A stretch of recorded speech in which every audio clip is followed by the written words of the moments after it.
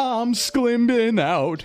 I want the world to know. Gotta let it show. Hey, what's up, everyone? My name is Sclimbo from Okay. Hey, Vamp, thank you for the 5 community subs and the resubs. 7 months, 7 whole months.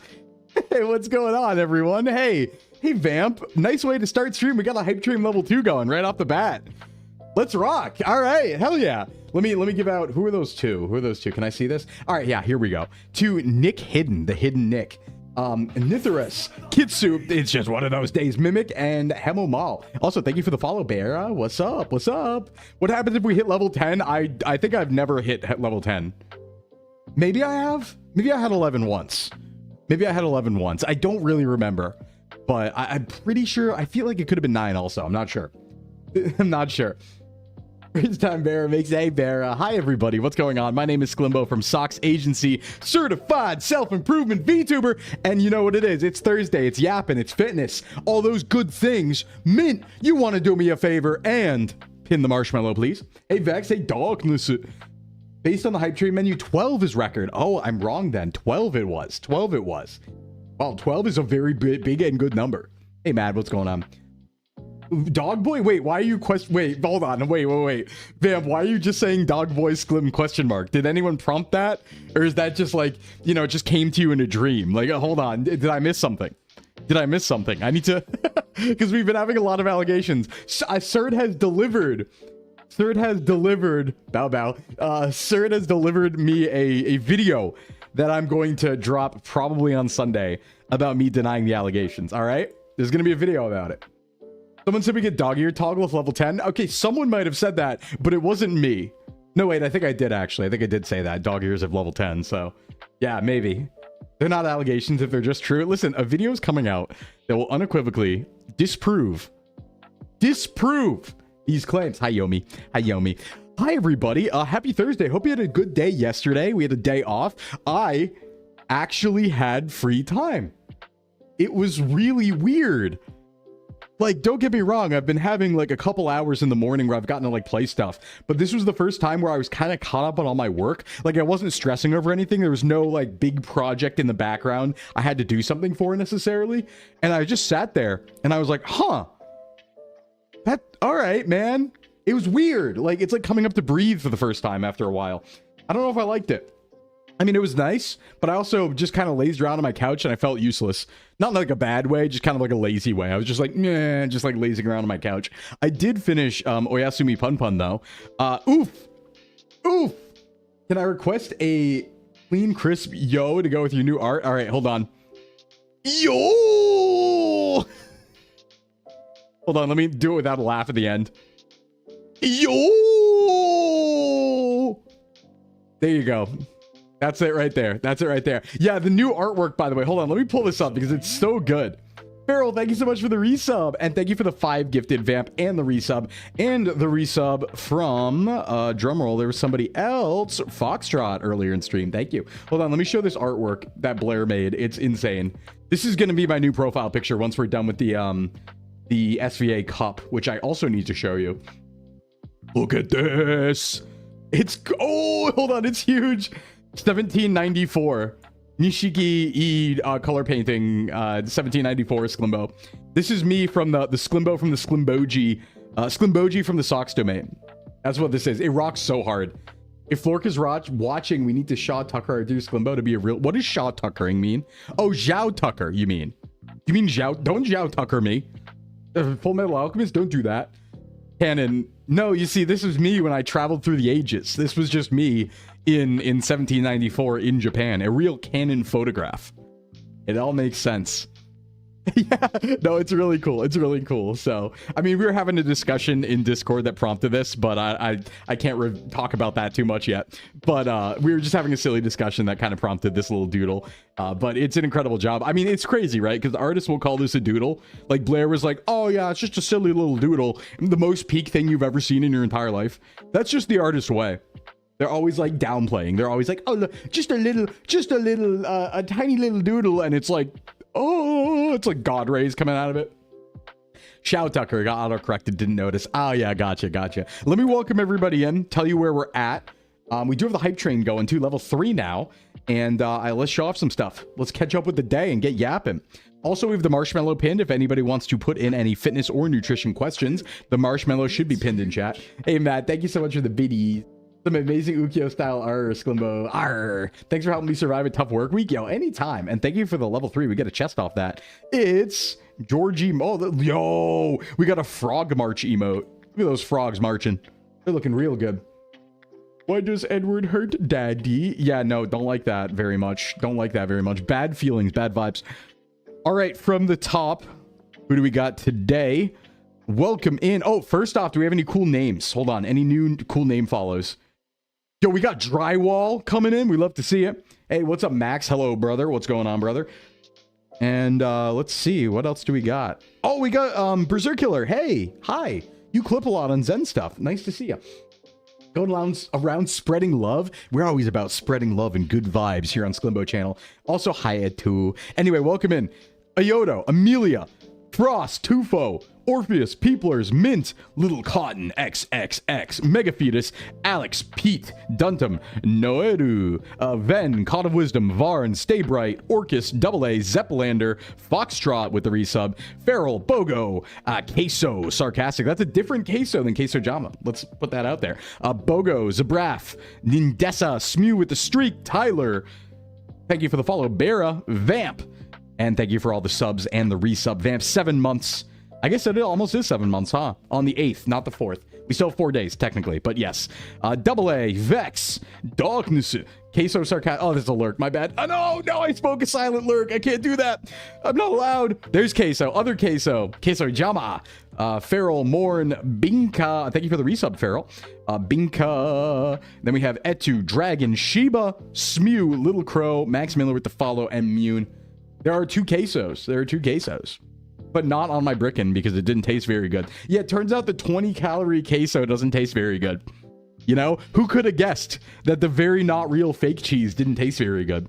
Big surprise there. As for the location where we're at today, everybody, welcome to beautiful, sunny Wood Buffalo Park, Alberta, Canada. That's right. You guessed it. It does look like Canada, doesn't it? Now, to be fair, this could have been Russia.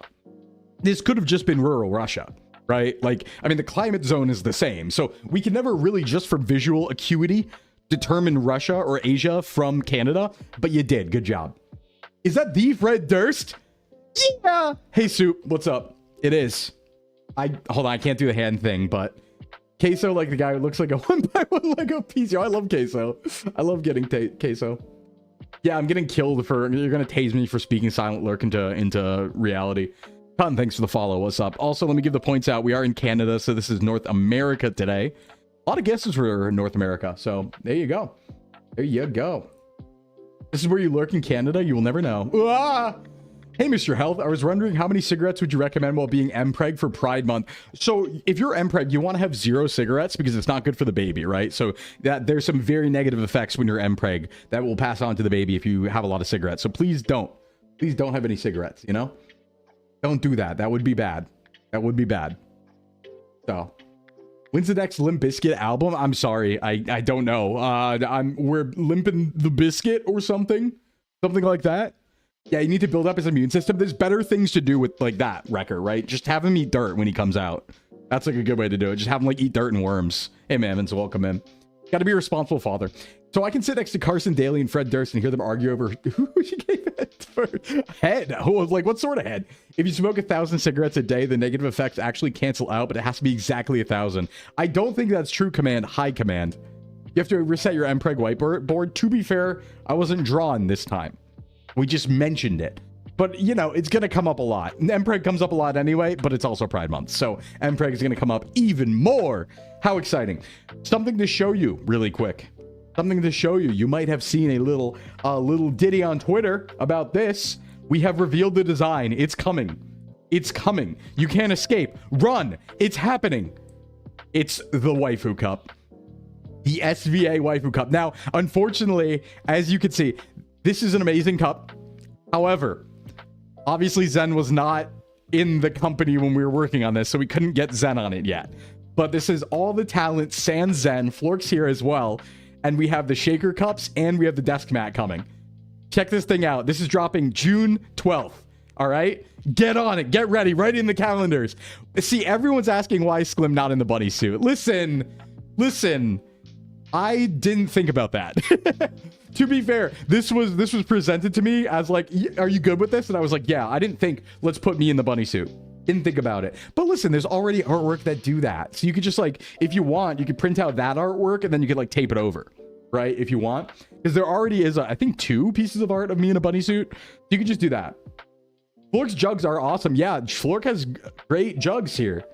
I do look very dashing. See, hey Fuwa, what's up? Welcome in. I wish everybody would appreciate me for my dashingness. I do want to point out a couple things about this though. So like I said, this is coming out June 12th. This is our waifu cup, all of SVA, and a desk mat. Now, a couple things I want to point out. The blue here, that is your drink. These are transparent, okay? The blue, you can see the blue in the background. That's just to represent your drink. That's just to represent your drink, your flavor of Gamer Supps. So it's transparent. You can fill it up with anything and it changes color. Also, it's really sparkly and glittery. Like the top there, you can't see it in the image so much, but it's all sparkly and glittery. It's actually super pretty. Yeah, I just want to point that out because that's not very obvious from the photo. But yeah, you can Baja Blast color the Talon's bunny suits. Also, the desk mat design is on the right, as you can see. The black and gold and all that, that is on the right. So there's desk mat and there's the cups coming out June 12th. Please buy that.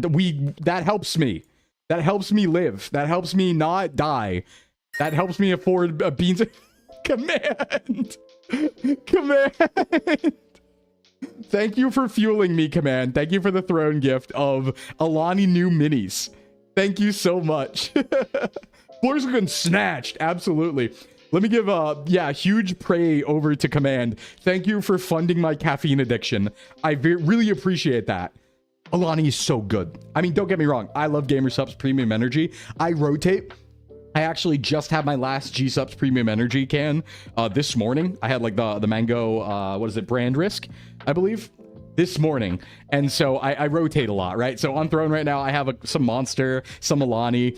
I need to actually put more on Throne because we're kind of through everything. There's only like a couple incidental things there. I'm trying to think of like what I need for stream and stuff like that still. But thank you so much, Command. You've been chugging Sploosh lately? I don't know who flavor that is. I don't think I've had Sploosh. You have to go. Lunch break's over. No problem, Fox. Appreciate you. Thanks for coming by, and thank you for the resub. Alani's really good. I will say, I've mentioned it before. They do have I think like a lawsuit in Canada or something about their label and it not containing, or it may be containing more caffeine than stated or something like that. I don't believe it's a lawsuit in the US. I'm also a little suspicious on if the caffeine in Alani is exactly what they're claiming, but I love the taste. And I don't die, so I'm gonna have it, you know? Isn't that the one with the meth levels of caffeine? No, you're thinking of Bang, Orcus. There's only 200 milligrams of caffeine in an Alani New, which is the same as a Gamer Supps Premium Energy, or a Celsius, or a C4, or a, actually more than a Tall Monster.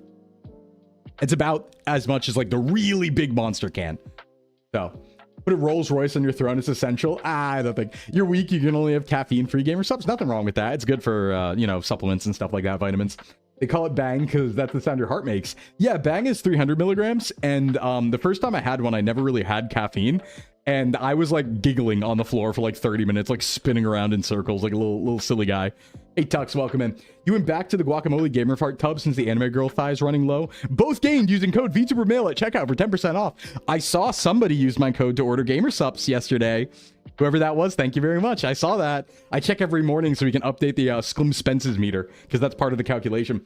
So thank you for that. Hey, what's up? What's going on? How about that new Crumble Mega Sugar Cup? Oh, yeah, we should look at that. We should look at that. Hey, Aoto, could you send me in Discord if you have it? Can you send me like some nutrition breakdown of the Crumble Sugar Cup? Because it's probably a good time to look at it. I want to start doing more fitness and nutrition react stuff on Thursdays too. Just because we don't fill the time with just questions these days for the most part. And we're playing games plenty of other times, right? So we'll play games if we run out of like things to talk about, but I want to get into doing more fitness topics and stuff like that, beyond just answering questions, because a lot's coming out constantly to talk about in fitness and nutrition. New ideas, new studies, all that stuff. I'm on 300 milligrams today. I don't know if you can tell. I'm kind of moving crazy. So, bucked up energy drink is 300. Ooh. Yeah, I mean, it's like fine. The thing is, you have to think about when you're thinking about caffeine, 186 grams of sugar. Oh my God. For Throne, you can put funds for random art. So you're right, Etu, but I'm gonna be so honest. I don't even use our art stuff enough. I don't know if you noticed that too, but like, I think I asked our internal artist to do something for the first time in 4 months. So I don't think about art a lot. I think I'm good on art for now because I can actually use that. You have no master except the wind that blows freely. Night of the Wind. Mac and Cheese Enjoyer. Is that a line from a Night of the Wind hit song from Sonic from Crush to 40 that I've been listening to all the time recently? By any chance? By any chance? New G-Subs drop tomorrow. Oh, could there be? Oh, could there be? Hee 186 grams of sugar sounds like instant diabetic coma. Well, speaking about instant diabetic coma, maybe we should discuss the new trend of Kool-Aid pineapple jar with cup of sugar in it. Don't have that. Okay, here's my little PSA. Maybe don't. Maybe don't have that. That's a lot of sugar. I'm sure it tastes awesome because it's an entire package of Kool-Aid, pineapple that's already in syrup, and more sugar added. Sure, it tastes great. Don't do that. That's a little much. That's a little much. Thought I'd ask before I forget. Do you recommend doing full body workouts with or without machines? They're fine. There's no real like right answer there, honestly, Fetus. The thing is, you do want to be focusing on compound lifts more so, I think, if you are doing full body days, because otherwise you're going to be in the gym for like 2 hours on isolation machines hitting every muscle. It's probably better to combine some of those in compounds. So from a time perspective, it's probably like better to do compounds if you're doing full body, but it's also fine to not, right? Like I use machines on full body days for accessory stuff. Like for example, lateral raise, right? I'll use cable machines for those because I think it feels really good for me. So, you know, here and there. Work looking kinda, yeah, kinda. Just an idea to get, but not fill your living space with things. Yeah, I'm sure there's more things I need for stream that I can put on Throne. I just have to think about that, but I appreciate it so much, everybody. It really helps. Like, I mean, I don't want to talk about it every stream because I feel like we do, but I am blessed to be here and I will never squander it and I will never take it for granted. We love SVA, we love streaming, we love VTubing. Bada boom, you know? The drink in question, known as Crazy Cousins, combines Red Bull, Mountain Dew, pineapple, strawberry puree, and coconut cream, 840 calories and more than 5 times the recommended daily sugar intake for an adult. Oh, 5 cans of Coke or 19 Krispy Kreme donuts. Yeah, that's a don't do that. Don't do that. Mostly want to work on upper body because you've worked legs your whole life. That's fair. Focusing upper is fine. I do it a lot too. Generally enjoyed listening to. Oh, thanks, Vex. Thanks, Vex. Oh, but I want to talk about caffeine. A lot of things, something that people don't realize about caffeine and like how it works, right? So metabolically, caffeine has like a half-life of sorts in your body as well. So I think it's 6 hours, I believe. So when you, for example, take 200 milligrams of caffeine, you should think about it kind of in the perspective, especially when you're thinking about when you go to bed and when you take caffeine, think of the perspective of decay, where you think about, okay, well, 6 hours from now, there's then going to be X amount of milligrams of caffeine basically still in my system. So that's one of the reasons why you want to keep caffeine away from when you sleep if it affects you. Because, say you have 200 milligrams of caffeine at noon, right?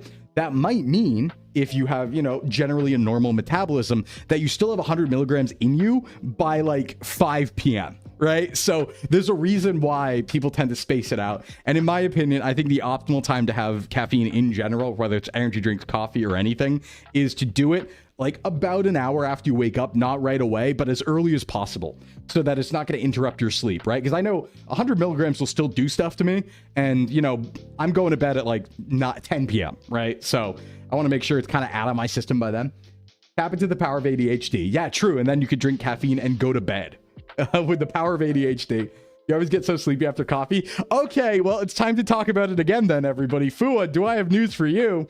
So if you have ADHD, generally caffeine will make you tired and not give you stimulant instead. So just be aware of that if you tend to get sleepy after caffeine, you might have ADHD. Might be something to go get checked out. That's normally not how it happens. Total loss. Good question. Let's see. Why not right away? Why not right away? No, it's not consistent. Yeah, sure. Sorry, clarify. It's not in every single case, right? It's not saying you have ADHD if it doesn't work like that for you. But that is one signal, basically. So if that happens to you, if you do get sleepy after having caffeine, that may be a reason, not always the reason, and not a definitive diagnosis. I should make that clear. But it can either make you more tired or more focused. Yeah, it's just that in the cases where people do get more tired drinking caffeine, that's often one of the reasons. Often one of the reasons. But yeah, let me make that clear. You're so right, man. You're so right. Let's see. Why not right away, says Total Loss. Just generally, when you wake up, right, you're gonna have like sleep inertia and stuff like that. You kind of want to, and this is like more new. There's not a lot of studies on this right now. It just seems to be like somewhat of a vibe-based thing, but also something that's people are looking into more. It seems like it's better to let yourself wake up naturally. And having caffeine a little bit after waking up is probably a little more optimal for not like messing with your circadian rhythm. Like generally what it seems to be the case is it's good to wake up and get the sun in your face pretty much right away to signal to your body it's time to wake up rather than do it with caffeine. Right? So I always wait an hour. Again, not everybody has to. I don't think we have a lot of high quality studies about it just yet, but it seems to be a pretty solid consensus that's coming together about that from a lot of people. So I tried it. I believe it as well. I'm willing to be disproven on that though. I don't have like a hard belief on that. I don't have hard data on that. So, but yeah, that's one thing I do tend to recommend is just like wait a bit. Don't hit it right when you wake up, right? Let yourself wake up a little bit naturally. No. Try not to drink caffeine, period. Nothing wrong with that, fetus. You don't have to use it, you know? You don't have to use it. There are some benefits, though. There are some benefits to using caffeine. It's a good supplement. Has some long-term health benefits if used properly. So think about it like a supplement, and it's actually a pretty good thing. The only downside being it's, you know, kind of addictive. But it's also easy to break, right? It's not a matter of like severe withdrawal at most. If you drink a lot of caffeine, then stop. You're going to have like a headache for a week and then be fine, right? So bada boom, bada bing. Let's see here. Not a shitpost question, but do you think I should just take my full 400 dose of caffeine in one shot? Probably not. You could spread it out a little bit, Command, but just try and keep it so that if your sleep is suffering, that you're staying a little bit away from when you go to bed, right? Like something you could do is have some, if you're waking up at like 6, have some at like 7 or 8, and then have another one at maybe at 11 or something like that, but still trying to keep it pretty far away. So when I've taken 2 doses, I actually did that today. I had 200 milligrams at around 7:50 a.m. because I got up at 5:10 this morning. So at around 7:50, I had 200 milligrams, and I had 100 more at 11. So I kind of did that too, you know. You wake up naturally, 4 to 6 hours of sleep, 0 caffeine if I can avoid it. Yeah, you want more sleep than that, Penpra. I would look into sleep hygiene if you haven't already. Also, hey, Steph, what's going on the YouTube side? Combine the power of the sun with coffee. Have both. Have both. Let's see what Min's saying here. Not everyone with ADHD gets more tired from it, nor is it consistent between the same person each time. Dehydration is also something studies are showing to contribute to tiredness from caffeine. People with ADHD tend to be dehydrated because we suck at keeping consistent on basic needs. That makes a lot of sense. That makes a lot of sense. That it would be hydration based too, yeah. Because dehydration is a huge thing. That's one of the things I definitely recommend for your like wake up routine. Right when you wake up in the morning, just like chug water. It should be like the first thing you do. Like get up, go to the bathroom, chug water because you're dehydrated from the night before. Just like get that out of the way as fast as possible because you want to start hydrated. It's going to affect lifts if you're an early morning lifter too. I think there's something to the effect of like a 10% depress on power production if you're dehydrated going into a lift in the morning versus hydrated. Something like that. So just please slam water if you're an early morning lifter, right? Go crazy with it. You know? You don't have any sleeping issues, so you're thinking more you could optimize. Yeah, I wouldn't do it all at once. I don't know if it matters is the thing, Command, right? Because like there are benefits to caffeine, but you're already having so much, like a good dose basically, that I don't think at that point it really like, you know, 300 versus 400 matters. I don't know. I would space it out just for the enjoyment factor would be my thing, for the pleasure factor. It's just being like, oh, I get to have 2 drinks rather than 1 drink, right? Yummy, right? 6, 7. If you're at the point where you need 400, you should probably stop for a bit. Yeah, I do agree with that. I think cycling it can be good, but at the same time, I'm starting to come around to the idea that it's not even the end of the world. Like, I think that 400 milligrams seems to be, that's like the FDA adult recommended, but it is a weight-based dosage.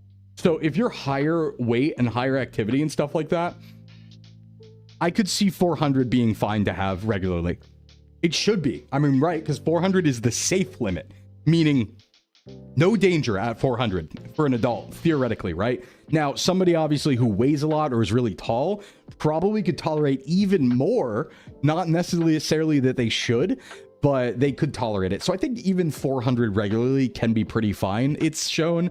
I would be doing something with that 400 though, if I were you, right? Like, to me, it almost needs to be justified. This isn't like a definitive thing. This is just my feeling on the matter, where it's like, if I'm taking 400 milligrams of caffeine, there has to be a reason, right? I'm not just trying to get up for a normal day at that point. I'm trying to perform at a high level, right? Like, that is a dose where I would be expecting myself to lift really hard, right? I need to, like, I am performing. This is athletics. I need to do something rather than 400 milligrams to go to the office. That I probably wouldn't do. But there are some interesting studies about, I think it was 3 to 6 milligrams per kilogram body weight, for fitness performance. There was some interesting effects and studies. So on the high end, as an athlete, it might make sense. Even if you don't get an energy boost from caffeine, it still affects your sleep quality. Yeah, it can. There are also a variety of people who probably shouldn't take caffeine. Obviously, if you're in puberty or you're a kid, you probably shouldn't take caffeine at all. And then there are some people who are hyper responders and some people who are non-responders, right? They metabolize caffeine differently. So it's very individualized for sure. Drink a whole Gamer Subs cup of water, immediately eat a protein bar. Nice, nice. Yeah, get on there. Let's see. A good marker of maybe talk to a doc about ADHD is if you're one of those types who's having 3 monsters a day, really into energy subculture. These people, in my experience, have turned out to be self-medicating ADHD. That's very possible. Something that I would also like to see more data on is actually taurine, because there's this misconception about taurine, right? Taurine's in a lot of energy drinks. Misconception that taurine is a stimulant alongside caffeine. It's not actually a stimulant. It's actually meant as a calming agent to not depress, but to calm your nervous system, to counteract the jitteriness of caffeine. So it's a common misconception about taurine, but I also wonder if that might have something to do with it, and I'd like to see more about that. That's just a theory on my part. I'm sure there's info out there. I just haven't really seen it. But it's just something, there's a misconception about taurine that I wanted to talk about very briefly. Let's see. He posted the dehydration study in the Discord a while back. Ooh, relink me to that, man. I want to take a look at that, actually. I do want to take a look at that. Also, I see the marshmallows coming in. We will get to those in un momento. Let's see. I don't even know if I need 400. I just always take whatever the max recommended dose of anything is. Hell yeah. Hell yeah, Command. I mean, Command, knowing you, because we've spoken a lot, I'm sure you're fine at 400. I'm sure you're fine at 400. Realistically, I'd be fine at 400 too. I'm not, because I'm newer to it, but it could happen, you know? It could happen. Well, if you think about it too, the studies we've seen on 3 to 6 milligrams per kilogram body weight, right? So if you were somebody who weighed, for example, like 95 kilograms, that's talking 570 milligrams of caffeine at the high end, at that 6 milligram rate, right? And that's a performance dose. That's not like a daily, you know, you should have this every day safe dose, but that's a performance dose at a high end if you're a high weight. So, you know, I do think there's more variability than I originally thought when it comes to caffeine, but I think most people should stay under 400, you know? Yeah, I saw some 13-year-olds actually a couple days ago at like 8 a.m. cracking open monsters, and I was like, no. Yeah, 6 milligram per kilogram body weight. I'm not saying that's safe. I'm saying that there are studies about that having a performance impact, a significant performance impact positively for lifting and sports and stuff like that. But that's high end, and that's not necessarily, I'm not going to say that's safe. Like, I wouldn't do that, you know? I wouldn't do that. My boyfriend can't even tolerate caffeine from sodas. Yeah. Some people metabolize it wrong, like not wrong, but weirdly, and it can really make them like anxious and jittery and stuff. It also can compound anxiety if you already have it. So there are definitely some people who should stay away, you know? Saw a drunk guy throw a clock out of the window 3 years ago. It's nuts to see how fast time flies. Hey, Nutstack, what's up? Astronomically whimsical howdy to you. Yo, whimsical howdy to you too. My pulse says no thank you to caffeine. I drink black tea. That's as much as I can handle. Very normal, very fair.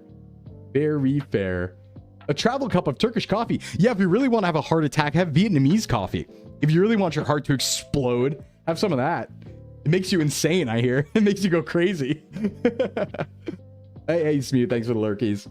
That'll put your number at 666. Whoa. Yeah, no, the evil dose of caffeine. Yeah, we haven't talked about nefarious caffeine dosages yet. Only normal ones. I mean, I don't enjoy coffee, so it wouldn't be for me. I'm an energy drink person, teehee. And that's why I thank you again, Command. Thank you again. All right, let's start working on these marshmallows, huh? We got some things to yap about. Looks like we have maybe 5 or so coming in. Let's see where we're at today. And talk about other stuff. There's things we can yap about. Okay, we got 3. I think it double pinged me. You fall into caffeine, makes you jittery, but does nothing to counteract being tired on a 2-mile walk with your doggos right now, Penpray. Yeah. What's that? Make another cup of coffee? No, don't. All right, let's see here. Let's go answer some questions. Okay, back in the gym. Let's see what we got going on today. First question. Hey, Sclimbo, I've hit just over a month and a half of doing upper-lower splits 4 days a week, and I've been over the hill of waking up the next day sore enough that I risk missing days. Nice, good job. As a matter of fact, I'm feeling generally low enough soreness that I was wondering if you'd recommend adding more to my routine. I do 4 motions on upper day, missing bicep focused exercise, 4 on lower day, missing an ab and a calf exercise. I have the time. Do you think it's fine to work these in, or should I wait to work them in after a deload week? You can add them. No, easy question. You can absolutely add them. I think your routine's really, really good, right? I think 2 upper days, 2 lower days per week with rest is awesome. That's awesome. That's great. I'm hoping, obviously, that you're doing like maybe 3 to 4 sets per exercise, per muscle here. That's awesome too. If you're feeling good, you can absolutely add another exercise onto there. In fact, I would recommend it. And it looks like you know exactly what to add. Add some bicep on the first day and add some calf and ab on the second day. No problem at all. You always have to think about it this way, right? So when you think about your body and how it's working, every individual muscle is fresh. There is total systematic fatigue that can happen if you're working out really hard for a really long time. But for the most part, you can hit a different muscle on a day totally fine, right? So if you haven't been doing any bicep stuff, your biceps are fresh. They're ready to get a workout. They're ready to get messed up and recover again. So you can totally do that. I would recommend it, in fact, especially if you have the time. I've even seen, I mean, like the routines that I give people and I do generally will have 5 to 6 exercises per day, depending on split and stuff like that. So it would totally fine. Yep, please go and do that. That would be awesome. Good call. Vietnamese coffee sneaky with how it messes you up because it's yummy. Yeah, it's me with energy drinks. No. Used to do upper core, lower days. Really need to go back to the gym. Get on it, Cyclone. Keep up the good work, though. I believe in you. Yeah, I like upper lower. Upper lower is just good, right? You do upper lower rest, something like that. Bada boom, bada bing. It's Monday, Tuesday, break Wednesday, Thursday, Friday, break Saturday, Sunday. You get your whole weekend off. You get a day in the middle of the week off. It's a nice schedule, really nice schedule. So if you can be consistent with it, that's awesome. The only downside of it is that if you do, and this is a downside of a lot of routines to be fair, but an upper lower 4-day split, if you do miss a day, you are leaving quite a bit on the table, right? So if you were doing, for example, I like this split a lot, but I've always liked 3-day full body, because even if you miss a day, you still have done 2 full body days, right? Your muscles have been worked out twice per week. But in an upper lower, if you happen to miss one of the days, you might have only worked upper body once that week, and they're still left on the table. So I think that, like, if you're good and consistent, it's great, it's awesome. But if you're more inconsistent and you find yourself skipping days, sometimes doing less is more, and going for a 3-day full body means you actually hit every muscle at least twice. So not as optimally, don't get me wrong. Like, I like upper lower. I think it's a good progression. But just to say, that is one of the downsides. One of the downsides. How would the plan look then? Which plan, Dante? The full body, 3-day full body, or upper lower? Is there any harm in doing Thursday, Saturday, Sunday? Not really, Tux. What I would do in that case, if those are the only 3 days that you're picking to lift, I would do something like, I would do maybe Thursday full body, Saturday upper, Sunday lower. So then you're still hitting everything twice per week. You could also do something like Thursday full body, Saturday full body, and then Sunday accessory is something you could maybe get away with. But I think the first one's a little more optimal. Upper lower. How would the plan look? So yeah, it depends on what you're focused on. It depends on what you're interested in. It sounds like this person probably already has a pretty good one, but for me, I like compounds. So my uppers would have a lot of pull-ups, a lot of push-ups and stuff like that, or a lot of bench press. I'd probably do lateral raises in there as well. I'd probably do rows, even on top of push-ups and bench press. Maybe an overhead press or an incline press, but it would probably be a rotation thing in like a periodization block. Hey Chip, what's up? Welcome in.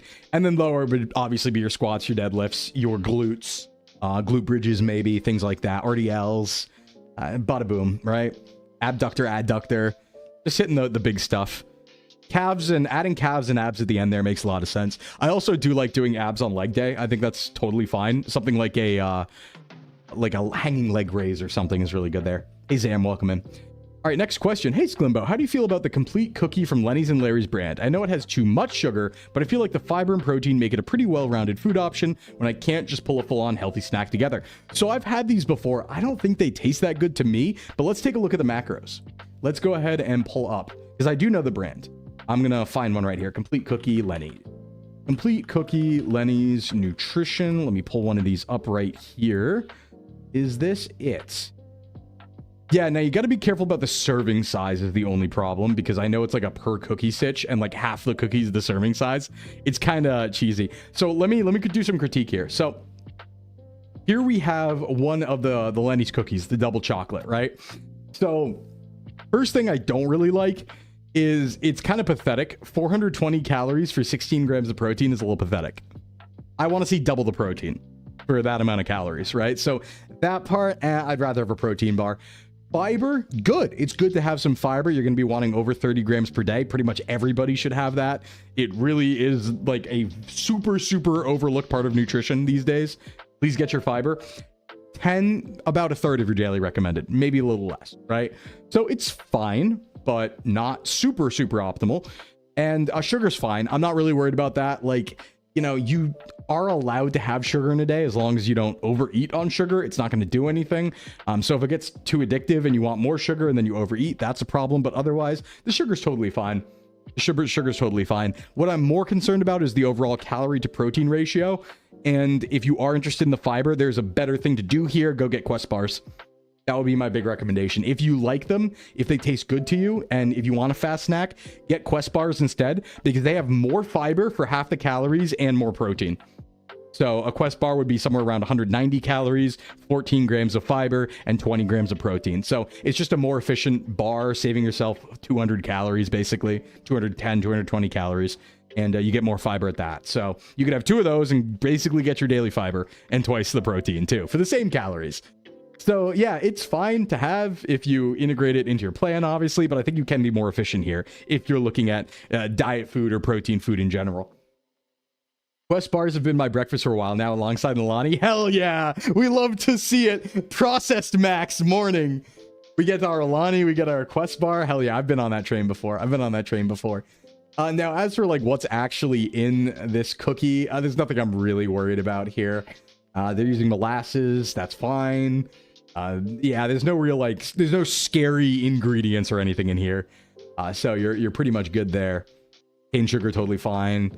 So yeah, other than that, if you like it and you want it in your plan, go right ahead. But I think it's a lot more efficient things. Speaking of fiber and studies, meta-analysis of studies showing an association between dietary fiber and lower risk of all-cause mortality. Yes, Mint, thank you for putting that there. This is what I'm always telling people about. Literally, having fiber will make you die less from like everything. Obviously, all-cause mortality doesn't mean a gunshot wound, but as far as diseases go, as far as health outcomes go, having high fiber will save your life. Please do it. Please do it. Also makes you poop good. You want to poop good. Thank you for linking that, Mint. And there's many studies. That's not just one. And that's a meta-analysis. So it's an analysis of many studies in the first place. But there's even more out there. It's great for certain forms of cancer, too, even. So, yeah, definitely a high recommend. Definitely a high recommend. More questions coming in. Cool. Let's go here. What would you rec for fiber? So what I do, Chip, and my big play for fiber that I always recommend to people is lean on a few things. So obviously, fruits and vegetables have a good amount of fiber. But then there's also things beyond that people tend to overlook. Beans, great amount of fiber. Popcorn has an awesome amount of fiber as well for a snack that's low calorie. So that's a good thing, beans and popcorn. And then the big one I always tell people is lean on keto products. Not for ketosis itself, but because keto products, in an attempt to be low carb, are made almost entirely out of fiber instead. So they're lower calorie for the same volume, and they have a lot of fiber. You'll find like the bowel bagel we always joke about, the Solo brand bagels, are 30 grams of fiber for 150 calories. That's like 6 servings of Metamucil in a bagel. All right. So fiber wraps, they're usually called carb balance if you buy Mission wraps from the US. The Mission brand wraps are called Carb Balance. They're mostly made with fiber. There are breads like that. There are bagels like that. Leaning a little bit on those can help supplement. I wouldn't make it your only source of fiber, but I think as a supplement to get more fiber, it's actually pretty solid. Yeah, they go hard. It also like tastes basically the same to me unless it's too silly. So there's that. Do you know if the only use your bed for sleep thing only applies to your own bed? Like, could you chill in a different bed and use yours for sleep only still? Interesting question. This is about sleep hygiene. The idea that you should only be in your bed if you're sleeping because that helps associate your bed with sleep. It should. I'm not an expert on this. I imagine psychologically it should only mean your own bed. Because the idea is the room itself and the bed itself. The idea is the association, the habit for when I am in this room, when I am in this bed, I am sleeping and doing nothing else, right? I'm not scrolling on my phone. I'm not playing video games, laying in bed. It is only for that. So it should be fine to hang out in other beds because, and maybe there's like a slight association there, but it's not your bed. It's not your room. So it should be fine. But you could always test it. You could always test it on yourself, you know? You know? Hey, Buldak, need to jump in here. Get the carb balance tortillas, not the zero carb ones. The zero carbs are awful. Eating tree bark to get my daily fiber. Yummy. Yeah, taste is definitely a factor. I think the wraps, for the most part, I think the wraps taste the best among the fiber products compared to the real thing. Though there is this one type of bread that tastes pretty damn good and it's very fluffy for being made of fiber. So, you're reading a book about sleep can update you if it says something. Yeah, I'd love to hear that, Zam. Sleep's really interesting. I'm kind of on a kick right now. I'm on like a study kick on sleep hygiene and just interest in sleep in general, because I've been coming around to this idea that sleep is like obviously it's one of the top 3 most important things for like good health, but I'm starting to be like, we should really focus on sleep, right? I'm starting to be like, life in general will be severely impacted in a good way by really making sleep top priority, even to the extent of like, no, I need to go to bed. Like, screw work, screw hangouts. Like, I need to sleep. You just might be better overall all the time. You know, there's a cascade effect because it's not just the sleep, it's your performance and energy the next day, right? Like, I found with myself, and I venture to guess that fitness is made infinitely easier by sleeping well, because when you wake up in the morning, you're not tired. You can actually get out of bed and work out rather than feeling lazy and skipping it. So not only is it good for the sleep part and not feeling tired, it's probably performatively, I would say, good for exercise as well, because you might do exercise more if you sleep well. So that's a big one that I'm kind of looking at the outcomes of sleep, not just sleep itself. It is true. Yeah, just listen, get on that sleep train. That's all I'm saying. If you have trouble with sleep, look into CPAP. I don't have one, but I've heard it's life-changing. I can confirm I started doing that a few years ago, and locking down a set, no compromise sleep schedule has done so much for me. Sleep centers wish they could study me. Yeah, but Ed2, I promise you're not inhuman. You should do this too. You should be sleeping, Ed2. Come on. Before modern times, people would naturally have biphasic sleep. Yeah, sunset, midnight, and sleep after a couple hours. I'm really interested in biphasic sleep. I think it makes sense to an extent, because like, I know we have some info about it and that's more natural. And apparently even in like light deprivation studies, that's like what people will eventually default to, where they've taken people in the past and like put them in like dark rooms or like dark locations for long periods of time. For like evil, you know, bad morality studies, but studies nonetheless. And people will naturally move towards biphasic sleep. So I think it's interesting, because what matters the most, obviously, when it comes to sleep is getting enough REM cycles. That's like why you sleep for a long amount of time, is to get multiple REM cycles. But if you split those REM cycles up and they are still fulfilled, it's probably fine. I just think it's also interesting from the perspective of like, that makes sense. Because when it's dark out during winter, you know, it's dark for like 12 or 14 hours a day. So like, obviously you're not going to sleep 12 or 14 hours. So it makes sense you'd get up in the middle and do stuff. I've messed around with it before. Not anything hardcore. I could see myself doing it though. I could definitely see myself like trying to biphasic sleep and see how it goes, because I have a schedule to where I totally could, right? I could theoretically sleep like 2 a.m. to 6 a.m.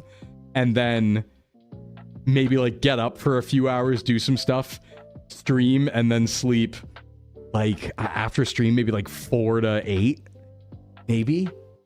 I don't know if that would work, but I could, you know, I probably have the schedule where I could try. It might be fun to study myself and do that again. All All right, next question. Benchman once again. I cleared my 5x5 sets at 151. Ending rep was hard. Should I keep going at this weight until I can do 5x8, then increase and go down to 5.5 for the new weight? Just immediately jump. Good question. Try the immediate jump.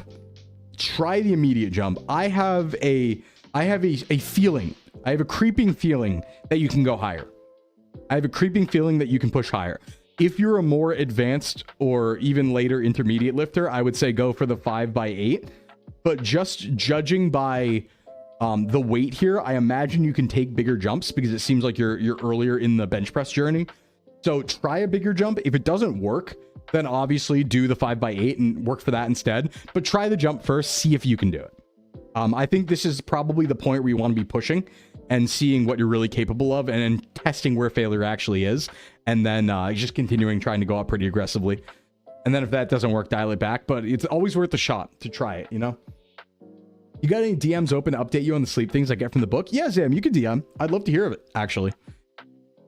Help me get a bigger butt. Mine is bony when I sit down. Need some cushion. Okay, so to get a juicy badonkadonk, to get the glutes, the big things you're going to want to do are things like glute bridges, specifically with the machine and not free weights. If you have access to a machine, it's actually better to do the machine version of a glute bridge or a glute raise rather than with the barbell in the normal configuration, because you actually get a more consistent tension profile from the machine than free weights. A rare time where that's the case, but it's the case.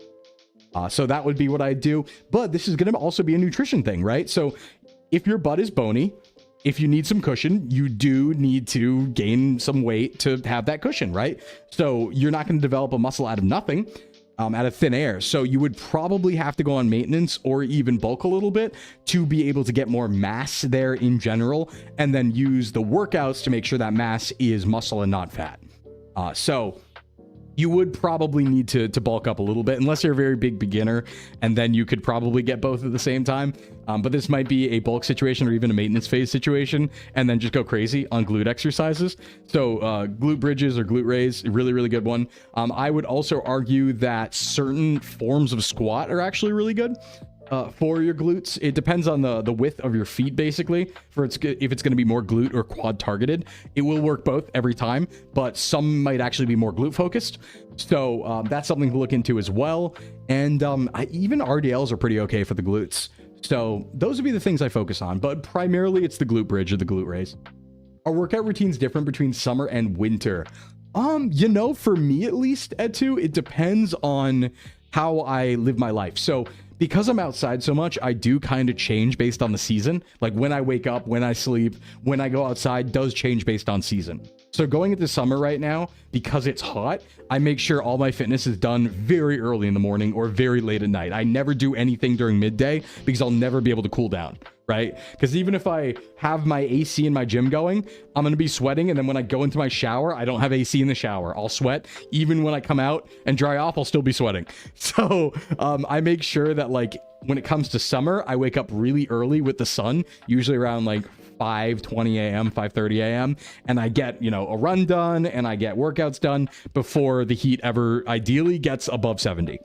So that's kind of what I do during the summer, but then during the winter, it's kind of the opposite because it's too cold early in the morning. So I tend to do my lifting more midday in my gym and heat the gym rather than super early in the morning. But, so I adjust based on the seasons for sure. The routine itself doesn't matter that much between summer and winter. What you will find is that a lot of people tend to bulk during the winter and cut during summer, or cut during spring, I should say. And the reason why is beach body, right? Like during winter, you have more clothes on. If you bulk up a little bit, people won't notice. So because you have a lot of clothes on. During summer, people are showing off their bodies. So a lot of people will tend to cut going into the summer. So they have beach bodies or good bodies for when, people aren't wearing clothes. And then they will bulk and do a bulking phase during the winter and fall into winter. That also coincides pretty well with the holiday season. So that's pretty natural, I would say, since you're going to be eating a lot of food in the holidays anyway, fall into winter. So that's like a pretty natural way, ebb and flow of gaining and losing weight, I would say, and that a lot of people do. I tend to have like historically kind of the opposite. Not right now, but historically, I actually would cut during winter and bulk during spring and summer, but that was just me. Hey, what's up, Coffee? What's going on? How you doing? Need to figure out what to do during winter. It's been total crash out for me the past few years. You kind of got to get a home set up. you kind of got to do a home setup command is my recommendation, right? Like do it in your room. Your room's going to be warm. Do it in your room. Go get a bench and adjustable dumbbells and then just do it in your room during winter. That's the big one. Do you think you can do a big upgrade and give yourself Asmongold hair? Well, my hair is already bountiful and beautiful, as you see here, Coffee. So I don't think I need it, you know? I don't think I need it, all to say. All right, a couple more questions coming in here. What do we got? Ooh, more yummy. Yummy, yummy. I have a bench and a stepper, but just for nothing for real deal sweating cardio. Oh, yeah, for cardio? Cardio during winter, huh? Yeah, that's a really tough one. That's like maybe when you want to lean on a gym membership that doesn't have a contract so you can get out of it when it gets warm enough. You know? You could always get yourself like, you could always get like a step machine or get like an under desk elevated treadmill or something like that. Like that, but those are really expensive. It might be more efficient to just get a gym membership at Planet Fitness if there's one nearby for like 4 months when it's too cold, you know? You've destroyed 5 treadmills? Right. Well, damn. Go destroy Planet Fitness's treadmills, right? There you go. There's the answer. Would you recommend a best way to train stamina and cardio? You know, I really think the best way when it comes to cardio. What's up, Aoto? Possible auroras tonight? Oh, thank you for letting me know. Thank you for letting me know. The last like 3 times auroras have happened, I've been like in a different country and never gotten to see them. So thank you for letting me know. I imagine that means it's hitting New England, right? That's pretty cool. I'll take a look at that. By the way, everybody, we do have a collab tonight. I'll try to take a look at that, but I also have to be doing Pokemon TTRPG with Poseidon, Nova, Alessa, and Porcelain Maid tonight. So, once thought about getting a step machine, but then I remembered I do have stairs in my house. Yeah. There's a lot of things that like are funny that way. Benching is a really good version of that, where it's like people forget they can just do push-ups.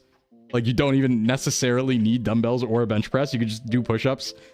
Like, don't get me wrong. Like, push-ups are so good. You can do push-ups that are comparable to benching if you like advance them to harder push-ups over time and keep like the general, you know, you're not doing like 70 push-ups per set.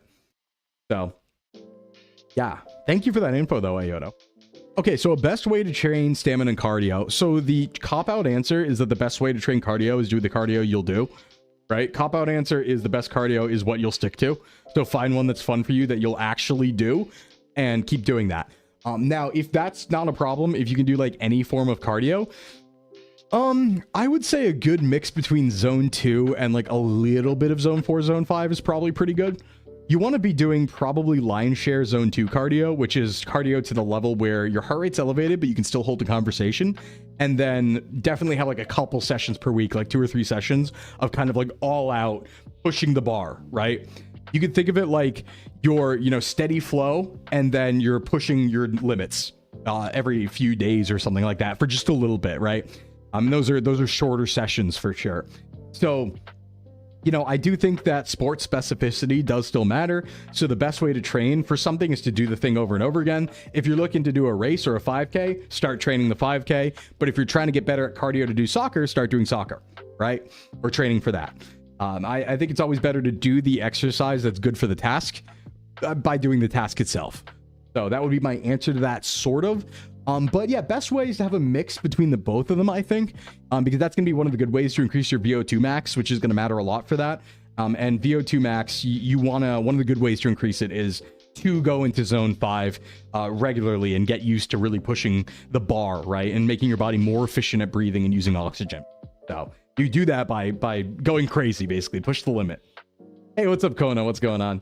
Yeah, you do that with chest press. Oh, every time you get up to go to pee, you do 25 push-ups, and that's really good, Skeletor. But you do also have to think about progression, right? So if you do that for years and years and years on end, you'll eventually hit this point where you're not really getting much out of 25 push-ups because you're so adapted to it. So that's when you make things harder. That's when you maybe, you know, add how slowly, like you increase how slowly you go down on a push-up, or you change the form or something to make it more difficult, so on and so forth. Started doing walking for a little while, then I added a ruck vest to it and started doing more rather than walking. A year later, I was able to run 2.5 miles without stopping, without even training. Now I'm doing that 2 to 3 times a week. Yeah, and a good thing, honestly, for running too that we recommend is if you're on the bigger side, whether you're muscular or not, if you're on the bigger side, I would say ease into running. Don't go crazy. You do need to adapt to it like anything else, right? Think about it like if you're coming from powerlifting. Think about it like trying to raw day one go into a 300-pound bench press. Like, even though you're strong, even though you are athletic, you're not adapted to running, so don't try to sprint for a mile right away, right? You'll get shin splints. You'll get, you know, side splints. It won't feel good. You'll be gassed. Just like ease into it like anything else. Most fun cardio swimming. I agree, but it does require a swimming pool. Yeah. Biking's good too. I also like those because they're low impact, right? So I like the low impactness of biking on the joints. I like swimming low impact on the joints, and I like incline walking or hiking over running preferably, but that's for longevity, not so much performance. Yeah, don't raw 315 bench. Running for the first time in years kicked my ass. Yeah, I almost like severely ruined myself one time when I went running. I was it was the second time I think I got COVID back in the day. And I recovered and decided I was so tired of being stuck inside that I wanted to go for a run. Now, it was January, and it was, I think, 10 degrees out. And so I got up from having COVID, which famously affects your lungs, to go out into 10-degree weather and run just because I wanted to move. Felt like I had asthma. I felt like I came back from the run, and I felt like I was breathing through a straw for like 30 minutes. I had to go in the shower to feel like I could breathe better. Because I needed to like warm up my body. Hey, Angry, thanks for the follow. So don't do that, right? Don't get angry at your lack of performance and go right into hardcore lifting. That's a great way to get injured. Usually run 12 miles a day now. I think when I started, I was doing a 1-minute run, 30-second walk. Now I just mostly run, sometimes walk when I feel like it. Yeah, and that's a good way to get into things. I think like a great way to start is go for walks and then sprint as you feel like it. Right, like do a walk and then maybe you hit a good song in your playlist, right? You got some DBZ AMV music or something, and you just go for a really quick jog or a really quick sprint, and then just go back to walking and just do that more and more and more. Yo, isn't that the Giga Chad with biggest singular ab there is? Yeah, one single ab. What's up, Funny Potato? Heidi ho, hey Hamlet, let's chillin'. My first time having COVID, I felt like I could barely walk up my stairs. It was luckily pretty nice to me. If I were to talk about my COVID experience, it was a little scary the first time. And it was really weird. So when it first came out, I wasn't really worried about it, for me at least. Like, I knew it was dangerous. I knew it could kill people. But I was like, hey, I'm young. I have good cardio. I don't have any comorbidities. I will tank this no problem. And when I got positive for it, the vaccine wasn't out yet the first time I got it. And so I went to this like giant stadium to get tested alongside thousands of other people, came back positive, and I went into quarantine, basically. I had a place where I could quarantine, luckily enough. So I was like, all right, I'm leaving for a week. I'm going to this house alone for a week, and I'm just going to live there while I tank this, basically. And, you know, I wasn't worried about it. I was in pretty high spirits, and I was like, this isn't going to do anything to me. And then I started feeling weird stuff. I scared myself. I started like waking up. My heart felt a little weird. And I was like taking baths and stuff like that. I was just a little scared, just a little nervous. And I don't know how much of that was psychological, but considering I wasn't worried about it going into that, and then those things started happening, I feel like I didn't psych myself out. Like, I feel like it wasn't psychological because I wasn't worried until things started happening. I was like, yeah, this is fine. I'm just going to be here for a week playing video games. But yeah, it didn't really get bad. Like, I wasn't coughing a lot any more than a normal cold. I didn't really have a big fever or anything. In fact, the third day I had COVID the first time, I woke up feeling more limber than I'd ever felt my entire life. I was like just stretching and stuff in the hallway, and I was like, I feel good. I feel limber. But so it never really hit me that bad. It always kind of just felt like a cold. I ended up having it like 3 or 4 times among all the different strains. But it always just kind of felt like a cold, except for that first time where I got psyched out. But yeah, you never got it.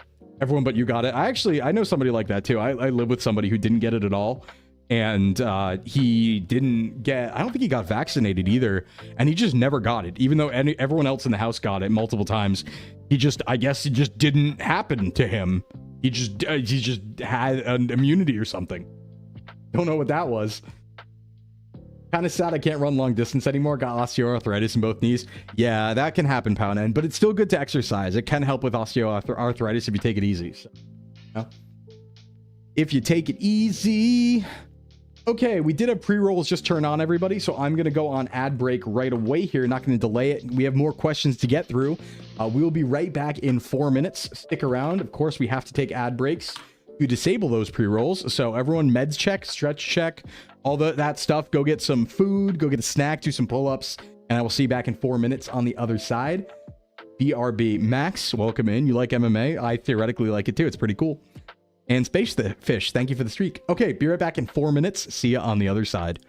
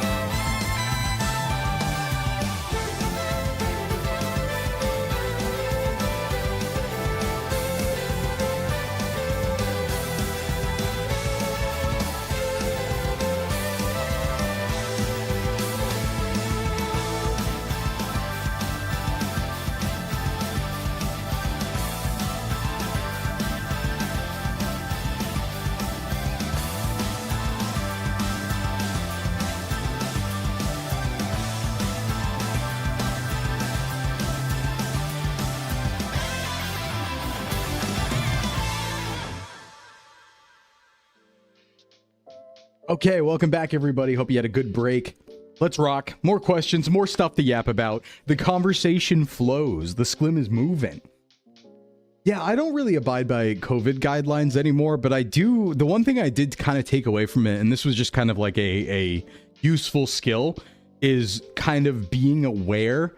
I just never thought about it before, but like being aware when you travel and when you're going to events of like how to deal with sick people and how to deal with not getting sick yourself, right? So the two things I kind of took away is when I go to a convention now, I'll usually, just to make sure I don't get sick during the convention, I'll kind of self-isolate for like 3 or 4 days before the convention. So I won't like go out in a bunch of public places. I won't go out in big crowds for a few days before going on the trip, because I don't want to go on the trip and get sick while I'm there. That would suck just for the fun factor. So that's one thing I do. And I'll also these days like take a lot of extra vitamin C, and I'll like kind of like supplement max right before going to a con to just make sure my immune system's good. And I'll always make sure I sleep good, because all the times where I've gotten sick at cons recently, it's always been sleep. Like I can feel it coming. I'll sleep like 4 hours and be like, if I sleep 4 hours tomorrow, I'm gonna get sick. Like it's gonna get me, because cons are hotbeds for that. But hey Cube, welcome in, thanks for the follow. Traveling and being in crowded places, yeah, had it bad. Definitely mess with your taste. Things don't taste the same. I was very lucky that I did have the taste loss, the taste and smell loss, but I only had it the first time, and I only had it for about 4 days. But I do remember it being really depressing, because like food is my favorite thing ever, and I had just ordered a like Thanksgiving sandwich. I like DoorDashed it to myself. It was like a big Thanksgiving sandwich with like cranberry and stuffing and turkey and gravy, and I was really excited, and then I ate it and it tasted like nothing, and I was like, uh-oh. Because it happened like within a few hours. I lost my taste, and I wasn't like stuffy or anything. I was just like, uh-oh. But then the next thought I had immediately afterwards was, oh my god, I can eat vegetables now because they don't taste bad. So I immediately went and ordered kale and started eating kale like crazy, because I was like, it doesn't taste bad anymore. So that was the silver lining. You can't drink Barks root beer anymore because you only taste the anise. Oh, okay. My sister got taste and smell loss, and she was both really bummed about it and very interested, because she could still taste if something was savory, but not what it tasted like. Yeah, some people have their taste not come back, which is scary if you think about it, like psychologically. That would give me depression. Like I'm not even a bit. Like if I couldn't taste things, I would develop depression, I think. I think that's such a core part of my life enjoyment that I would probably become depressed. I couldn't imagine it. That'd be real bad. It'd be real bad. All right, let's see. Next question. Since I know the abdomen is generally the last place fat starts to leave, generally true, by the way, I've been paying more attention to other parts of my body. It's definitely started going down over the past few days after a month of returning to working out again. I'll keep up with my fitness for the foreseeable future. Thank you for these Thursday fitness streams, for spreading awareness of healthy living and how to do it simply. Thank you for being here. Honestly, like I know that over time, right, we end up talking about a lot of the same things week to week because new people come in with questions and stuff like that.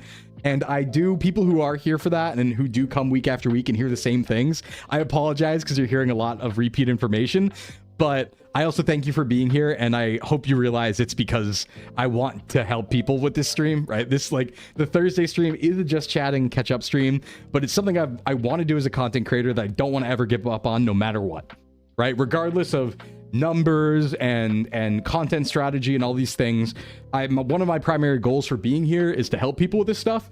So it's nothing I want to give up in the form of being able to help people out. Like whatever form that takes, I want to make sure it's always part of stuff. So thank you for coming around to it too, because it helps me. It helps me as well. You feel healthier than you have in years? Nice, nice. Me too, honestly. I've been feeling good recently. Like once I kind of figured out and accepted that I'm a morning person, I talked about this last week. I kind of accepted that my body just wants to get up at 5:30 a.m. during summer. Once I accepted that, I felt really good working out really early in the morning and doing all my work really early.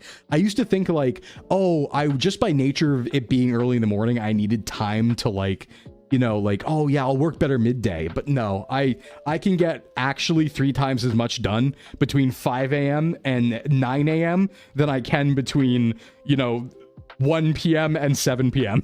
Like I'm about 3 times as efficient doing all my work in the morning. So I make sure to do a lot of my editing then too, before stream. So it's just like hit it when you have the energy, you know? Hit it when you have the energy.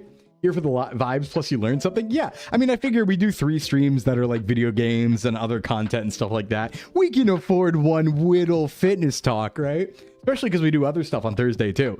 We do general just chatting and then play games usually. So I think it's fair to have a couple hours every week to do this sort of thing, right? Yeah, no. Eating without a sense of taste or smell is one of the worst sensory hells I've ever been in. Yeah, it's not great. Very much not great. Always feels unique. Thanks, Binka. Thanks, Binka. But yeah, so just to comment on this, generally, yes, abdomen is the last place for a lot of people where fat goes away, which is awkward because that's the one place people want it to go away from the most. And also, depending on hormonal balances and stuff like that, it can also prefer to store fat there over other places in your body. So it's a really weird situation with the abdomen and all that stuff. There's actually been a video on it recently that Jeremy Ethier put out. That was pretty interesting, where they were trying to see if it was actually maybe possible to spot reduce fat on the stomach. I didn't end up watching the full video, so I don't know what the conclusion was, but the title was pretty clickbait. And as far as we know, you can't do that, but it would be interesting if a new study came out and said you could.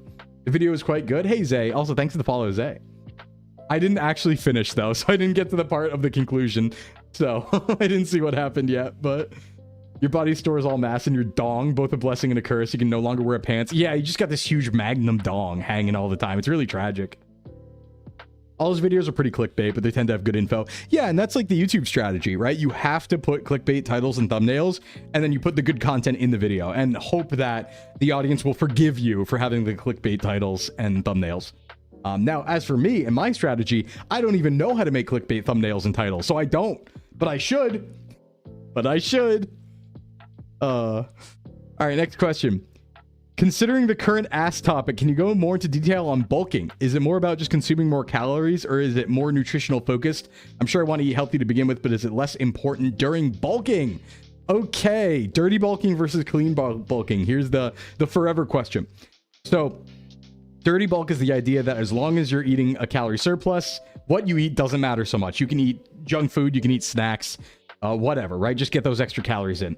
Clean bulking is the idea of let's eat just healthy food, but just a higher amount of it, and do bulking that way. Which one's better? Well, both will get you to your goal. Both will make it so that, hey, yeah, you will gain weight. You'll probably gain muscle if you're doing it optimally, right? If you're still getting your protein and stuff like that, and you're eating the right calories. Now, obviously, clean bulking's better. Obviously, it's better, right? Why? You feel better. You're not going to have the cravings for all the cookies you start eating if you just never eat the cookie in the first place, right? It's going to feel more filling and more fulfilling to eat a clean bulking diet. You'll feel better. Your blood sugar won't spike as much generally if you're, just having a bag of chips versus having a nice meal that's rounded and stuff like that as extra calories. So yeah, it's generally better to clean bulk, but you can do both. And I would say, yeah, is it just about consuming more calories? Yeah, more or less. Nutritionally, if you're already hitting your macros, it is just kind of layering calories on top. The one caveat I would give that is if you're bulking, you're generally looking to increase carbs. So that's assuming you have a good diet already. So if you're already hitting your protein, your fiber, your fat, your healthy fats and your carbs, and you're on like a maintenance or a cut, generally where you put those extra calories in is in carbs, because those will lead directly to performance increases. And you're probably already eating an optimal amount of protein. If anything, arguably, even though we know protein is only helpful so far, like there's a level of protein where you've already gotten all the best benefits out of it. If anything, it's better to eat even higher protein on a cut, because that's the situation where metabolically your body is trying to lose muscle. So by holding on to it as much as possible, by working out harder even and eating more protein even on a cut, you would mitigate the effects of losing muscle. So if anything, you all have to worry about protein less on a bulk, because you're going to have ample energy in your body to repair things, and your body's not going to be looking to get rid of muscle. It's going to be looking to build muscle as you challenge it more and more. So you should still get your protein, obviously, but I'll just say you don't have to really worry about that if you're already getting good protein. So really, it's just you increase the calories and carbs so that you can have a little bit more energy going into lifting sessions that will help push forward that growth. So a good way to do it, if you want to start bulking, is you find your maintenance calories. If you know that already, you want to aim for maybe a half pound, or if you're getting really aggressive, a pound per week. I think a half pound for a bulk is much more reasonable. I think take your time with a bulk, right? Make it more of a lean bulk, where you're focused much more on accruing as much muscle as possible, because you're going to gain fat anyway. That's just going to happen. You can't just gain muscle. So you want to mitigate that by kind of taking it slow and steady. You maybe take your maintenance, you go 300 calories over, 500 calories over, something like that. And, just add an extra cup of rice, basically. and then go from there. But lifting's pretty much the same in a cut versus a bulk. As long as you have a good lifting regimen, you can use the same routine even. Obviously, you look to increase the weights as you go because you're going to have more energy. You're going to gain muscle, so you need to challenge yourself more. But that's the general idea, is you up your calories a little bit, you take your routine and macros that you have now, and you just challenge yourself a little bit more. Then you do that for a little bit. You can put away a lot of rice. Yeah, me too. Pavloving myself to do squats each time I see an Oreo. Chip says, trying to find some starter exercises. I have asthma and rib issues and get out of breath very easily. Yeah, so your best bet is to really just ease into things very carefully, right? Like start with walks, then move to a jog every once in a while if it feels okay. I also think that like lifting is good. I think lifting's really good too, just for everybody in general. But lifting can definitely work as long as you're not triggering your asthma and you have things on hand to deal with that. But yeah, just ease into things. That's always my big recommendation. Brave Brownie, thanks for the follow. Interesting. So is bulking done more so for having more energy in your body to be able to do heavier or more lifts, or does it have more to do with better quick repair of muscle? The answer is both, total. And not only that, your body will also be able to build muscle because you have the resources to do it. It's kind of an attack on all fronts, right? You're going to have more energy because you're eating more. So you're going to have more energy that you can expend. Your body has more energy to use to repair your muscles quicker and more efficiently. And it also has more energy to build them back bigger. So it's kind of a trifecta of it does everything to make you better and stronger. The downside being you gain fat. Of course, you will necessarily gain some fat. You won't just gain muscle. So that's why people have these cycles of bulking and cutting, right? The idea is you bulk, you gain a lot of muscle, you gain some fat. And then when you cut, you try to hold on to as much muscle as possible and lose that fat. So will you lose some muscle on a cut? Probably. Probably you'll lose a little, but the goal is to lose more fat than you do muscle so that over cycles of bulking and cutting, you eventually get more and more chiseled, more and more muscle, and then, you know, less muscle getting rid of, and then more fat being getting rid of, so on and so forth through cycles. Yeah, body needs block to build with. Exactly. And that's the primary idea, is your body is now not at an energy deficit. It's at an energy surplus. Where is it going to put that energy surplus? Into making you feel more energized, into building your muscles back, and obviously into small, minor, incremental things that you're going to do that you might not even notice. So, you know, in a calorie surplus versus a deficit, you might bounce your leg a little bit more. When you're talking, right? You might talk with your hands more. You might move around, pace around a little bit more than you otherwise would have. Totally unconscious, but it might happen. Is there an optimal ratio to eat? Like 20% extra of your normal calories, macros or something for bulking, I mean? It's more of a calorie thing. So yeah, you could do a ratio that works too, but think about it this way. Generally 1 pound of fat is 3,500 calories. Right? So at 500 calories per day, you're either gaining or losing 1 pound of weight. I should say. So if you go 300 calories over your maintenance or something like that, you could expect to gain like a half a pound of weight per week or something. And from there, some of that's going to be muscle, some of that's going to be fat.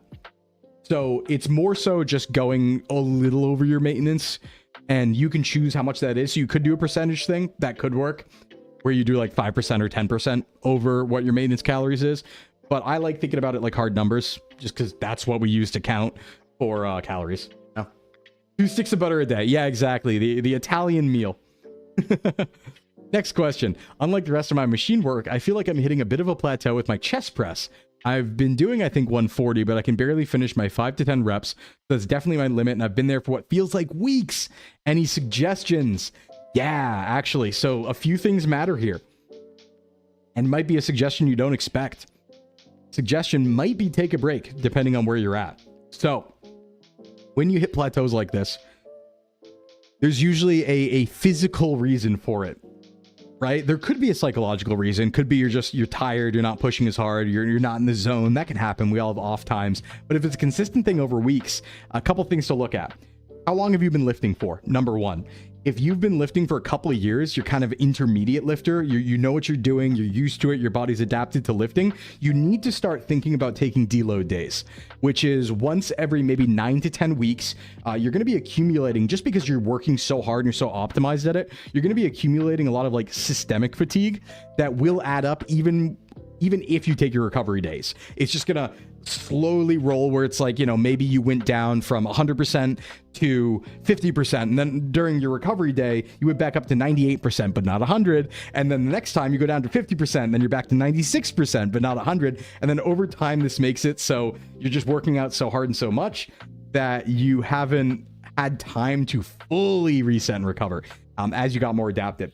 So if you are a more intermediate or advanced lifter and you've been lifting straight with really no breaks for like a couple months, take a deload week. Take some time to lift at half your current weights, or just do some, you know, light cardio or something like that, and take a week off. Let your body totally rest and recover, and then hit it new. That could be a good way to break through a lot of plateau.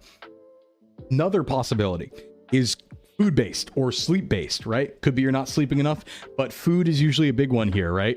You can't gain muscle, as we just talked about, if you don't have a calorie surplus. So if you are in a deficit, if you're trying to lose weight and you're doing 140 and you've been there for weeks, that might be all you got.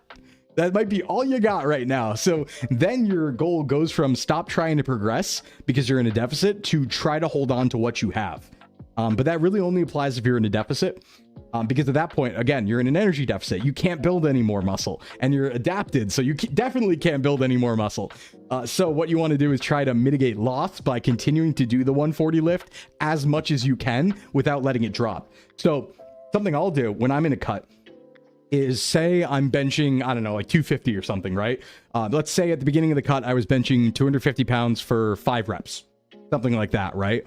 Well, as the cut goes and I'm losing weight, I am doing whatever I can to try to hold on to that 250 for 5. I'm not trying to go up. I'm trying to maintain 250 for 5, because that is showing me my muscle is still there, right? The second I can't maintain it means I lost muscle necessarily. And that might be something even like, okay, maybe I lose a rep. Maybe I go down to 250 for 4, but I'm holding on to that 250, damn it. He's Cup, you're quite the dapper fellow. Hey, yo, what's up, Random? What's up? So those are some possibilities for why you could be plateauing. Could be food, could be you need rest, it could be a sleep thing. A couple things you could look at, but it really depends on where you're at, how long you've been lifting, and how long you've been lifting consistently in a row, if that makes sense. A lot of variables there. I need to know generally, like, if you're in a deficit or something to answer properly. Probably the cut's doing it. Oh yeah, if you're cutting, don't expect to go up in weight past a certain point. That's just not going to happen, right? Again, thermodynamics. What are you building your muscle with? Nothing? You're in an energy deficit. You're losing weight. Can't happen. So yeah, in those cases, you just try to hold on to the lift that you got for the duration of the cut. And if it goes down a little bit, it might. It probably will. You just try and fight it as much as you can. You know? Just do battle with it. All right, let's see here. Next question. Hello, been lifting for a few years now and would say I've gotten pretty strong over time. However, I would say that my physique doesn't match my strength as much as I'd like. What rep range should I focus in? Is the fatigue meme on higher rep ranges above 6 to 8 a real thing? So what do you mean by fatigue meme? Because so what happened here, just to explain to the audience, is if you are training in like the lower rep range, right? And they say right here, they're really strong over time, but their physique doesn't match the strength. It probably does.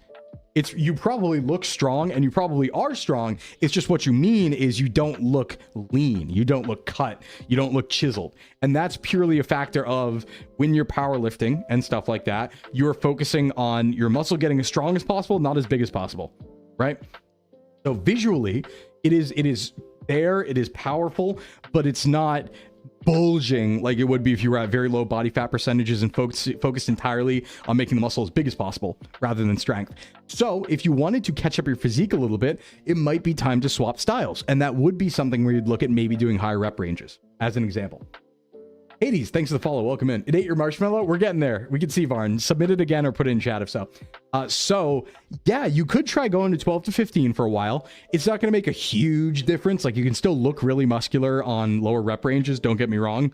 But you could start moving more towards bodybuilding style training, which is more volume in general, and doing more volume in general, whether it be sets, reps, or exercises, will help you appear bigger and appear like you have a good physique. But again, strength will suffer. You can't focus on both things at the same time. So if you're hyper specialized into strength, you will lose some strength going specialization into bodybuilding, right? So if you want to be jack of all trades, you're going to be master of none. but that, which is totally fine. That's like a healthy way to be. Just keep that in mind. You might lose a little bit of strength to get your physique to be where it needs to be. Because obviously, if you look at strong men, the strongest people in the world, they're not lean. They have huge body fat percentages because at some point you just have to have a high body fat percentage to carry around that amount of muscle. And that's even including people who are taking steroids and stuff like that. So yeah, unfortunately, the leanest people, the most physique looking aesthetic people are never the strongest. Often they don't even rank anywhere in the top, 1%, I would say. So just keep that in mind. Just keep that in mind of what you sacrifice, what you gain, right? But that is a valid way to go. If you want to work on physique, go higher rep range, go higher volume in general. It was you being silly, not important, yeah. But yeah, if you take a look at like the strongest people in the world, it's always funny because like, everyone thinks about, if you're a beginner to fitness, you'll think about, oh, Arnold Schwarzenegger, right? Look, he was so big. Wow, he must be so strong. Yeah, he was pretty strong, but he was nothing compared to strongmen. He was weak compared to strongmen. Those people, they're tanks. Those people are 6'7", right? No joke. They're like 6 feet 7 inches tall, and they weigh like 400 pounds.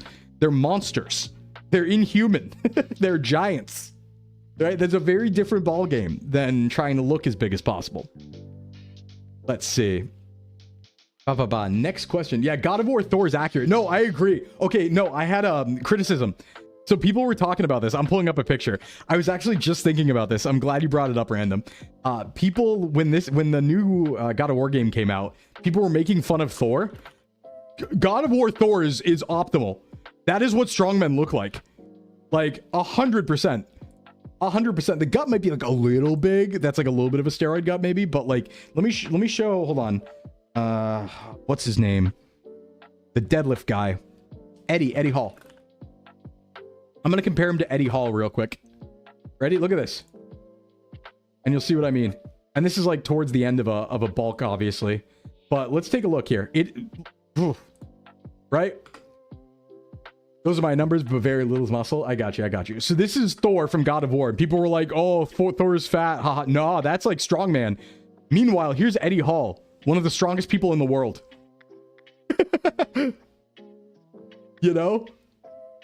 Yeah, that's a strongman. There's Eddie Hall, one of the strongest people in the world. And there's Thor. Now, maybe his chest should be a little bigger. I'd give it that. Maybe he should have a little bit of a bigger chest. When Eddie is bigger, yeah. Eddie is bigger. It's closer to what our best sources canonically describe Thor as. Fat with red hair, yeah.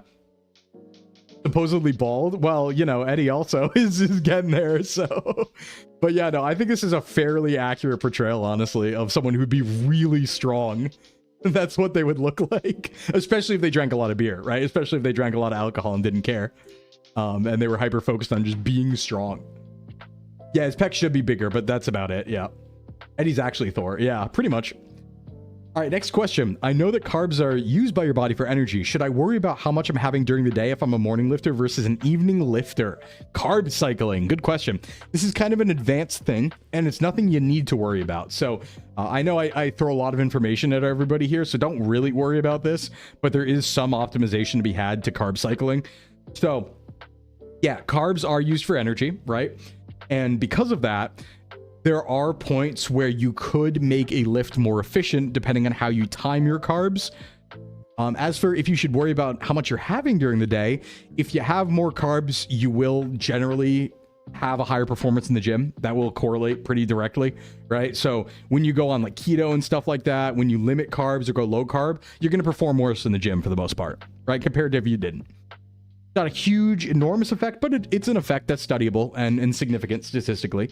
Now, if you want to lift properly, what you want to focus on is a little bit of carbs before you lift, right? So it could be something like 40 minutes before your lift. Doesn't have to be crazy, but having a banana before you lift versus not having a banana does make a difference. So that's one way to think about it, is a little bit of carbs before you eat. Another thing we found that's actually interesting is directly after you work out, protein alone actually isn't as stimulative to muscle growth as protein and carbs, which is kind of interesting. It's a very minute effect, but it seems to be that post-lift pairing protein with a bit of carbs also is more beneficial than just having pure protein, right? So somebody who had a steak and a little bit of rice might be a little more superior to someone just having steak post lift. So that's another small effect. But one really big thing you can do is carb cycling. And this is the idea of different days of the week, you have a different carb amount, but the total calories are equated throughout the week, right? So what you could do is, for example, the night before a big lifting session, you could carb load, and then you will still have that in your body. It'll be ready to go in the morning.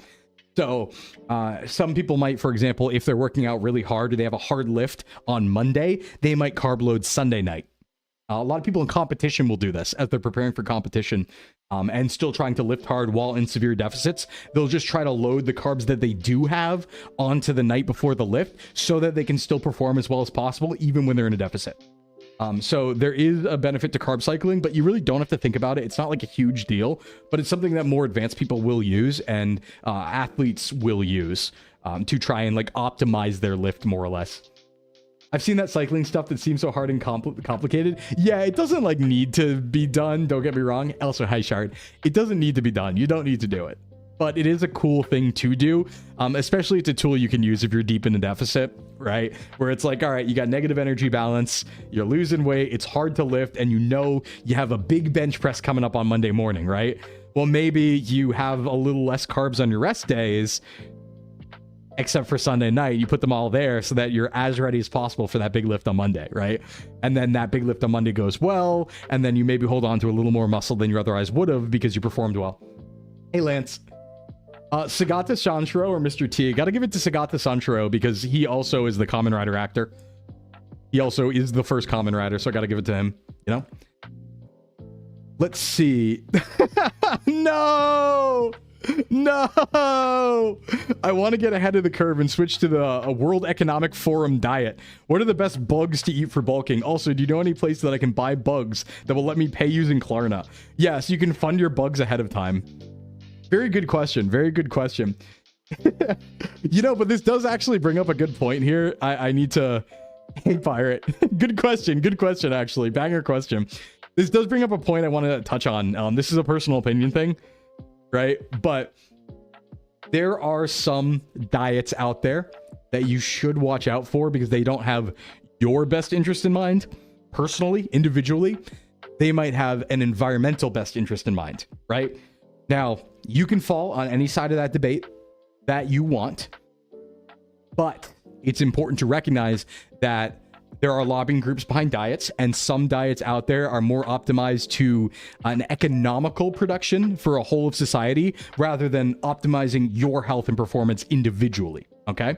I would say that a lot of climate group diets are those types of diets. Is all I really will say about that. You miss GamerSub's cricket bars, yeah. The food pyramid. Well, the original food pyramid. I actually think that the new food pyramid might be a little bit better. As much like, you know, staying away from the politics of all of it. I like the protein forward approach to the new food pyramid. I do like that. Also, hey Baron, what's the over under on more UFO files tomorrow? Listen, we're here, we're doing it if it happens. It happened every 2 weeks on Friday, right? So it happened 2 weeks ago and it happened 2 weeks before that. So it should happen tomorrow. I'm ready for it. I'm going to make a thumbnail assuming it might happen. If it doesn't, we'll stream something else, but I'm giving it like a 70% chance. I'm looking for it, you know? I'm looking for it. What about the South Park food pyramid? I haven't looked at that. Yeah, but it's like just something to be aware of, that like diets that are presented to you might not even be the best for you. They're the best for the environment or the best for an economy, right? And that's fine because, you know, if you want to be somebody who's conscientious of that sort of thing, that's like an opinion you can have, right? That's like a respectable opinion, I think.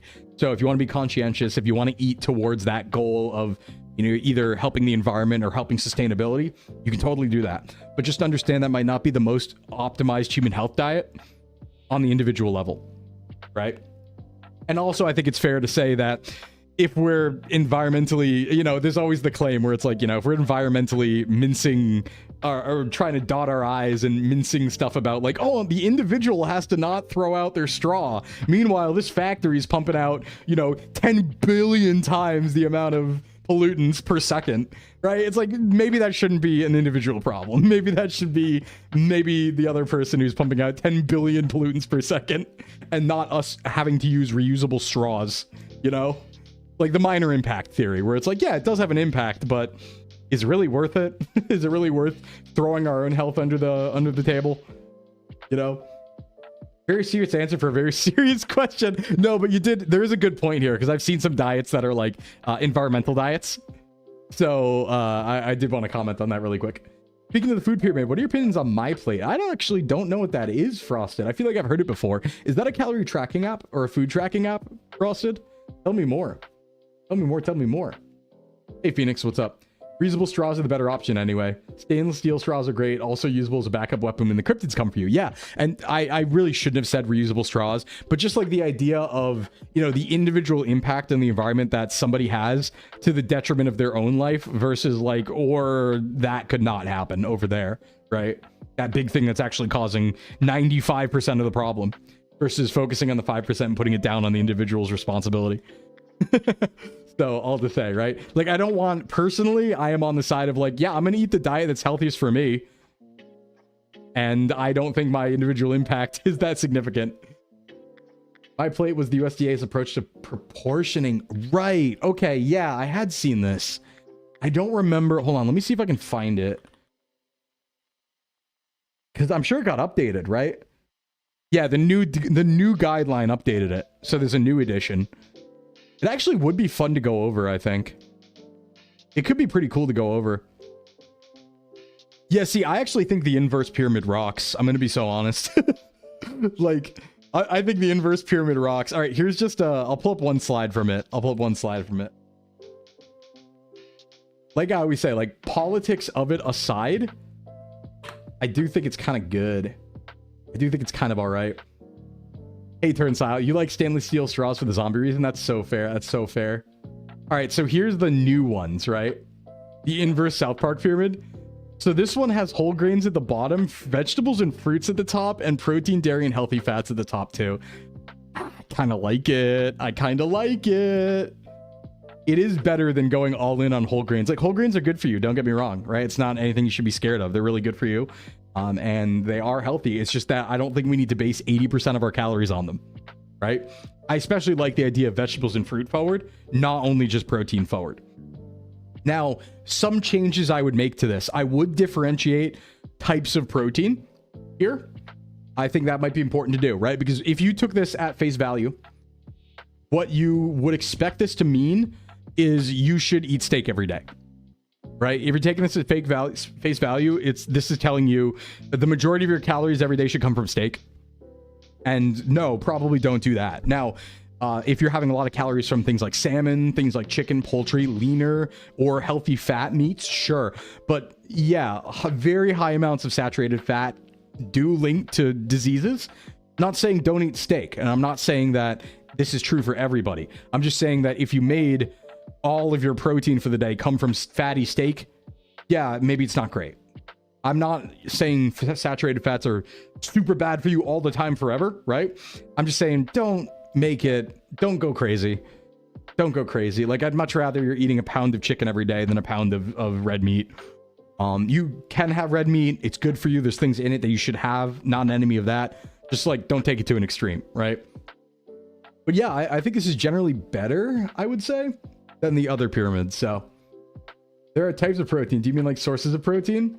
Or are there different types? Well, I mean, there are different types of protein, right? Like, if we think about a complete protein versus an incomplete protein, because one might have a complete amino acid profile, all the 9 amino acids that your body doesn't make, and one might not. And one of those is more bioavailable than another one because of that. So there are differences in protein. Protein isn't just protein. It's made up of many things. But for the most part, all of the proteins here are complete in the protein section, right? Like eggs, dairy protein, poultry protein, fish protein, meat protein. That's all complete protein. That's all a complete protein. Now, protein you get from bread, no, that's not a complete protein, even though it does have protein. Pounded turkey, yeah, I do pounded chicken. I mean, that's where bricking comes from, right? Moderation's key. Every time you say steak, I get one step closer to changing my dinner plans. Steak, you know. Yeah, that's the thing. Frosted, no, Frosted's right.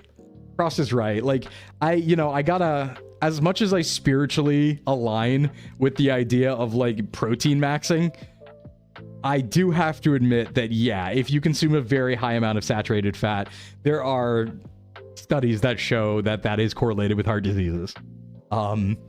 So like, as much as I don't want that to be true, because protein maxing, it sure is. You should probably be aware of how much saturated fat you're having. It's not a killer. It's not a, you can't have any. You can even have some every day. Just don't go in excess all the time. No.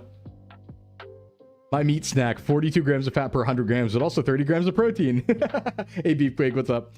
Favorite meats, fish, turkey, steaks, very yummy, but can't have it every day because of the studies. Yeah, pretty much, right? Where it's like, poultry's good.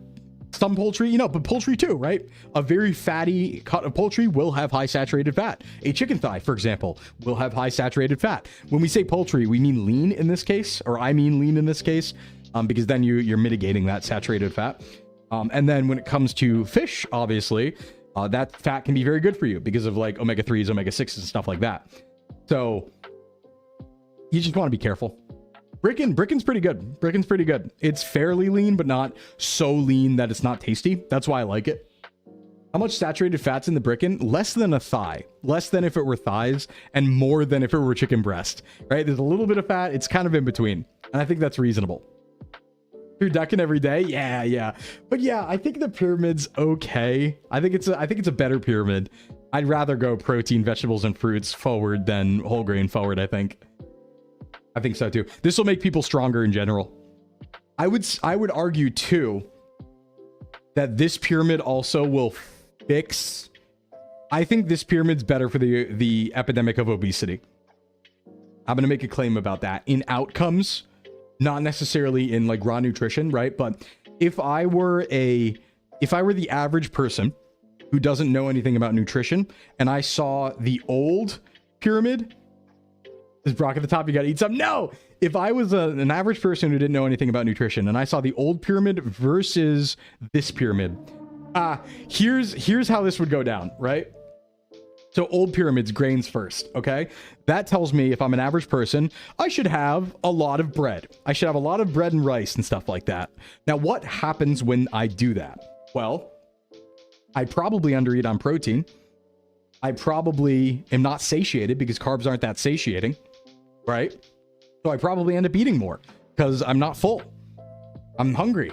And I probably don't have an optimal amount of protein in me, so I don't build as much muscle as I otherwise would in my random normal job, right? Whether it be being on my feet all day because I'm a teacher or a construction worker. Now, if you saw this pyramid, which is protein, dairy, and healthy fat forward, and vegetable and fruit forward, what's happening? I'm more satiated on less calories. For the most part, the fats might kind of equal that out, but the protein and the fruits and vegetables and fiber you get from that will definitely make me feel more satiated in the long run. Also, I'm getting so much protein, if I'm thinking protein forward, that I'm going to be building more muscle day to day in my regular normal job, even if I don't lift. And what's that muscle going to do? Well, that muscle is more metabolically active, so that muscle is going to raise my resting metabolic rate, meaning I then burn more calories per day. Which is one of the main reasons why some people end up having these huge maintenance calorie amounts. It's because they have a lot of muscle, right? If you have no muscle on your body at all, your BMR, your basal metabolic rate, is going to be really low.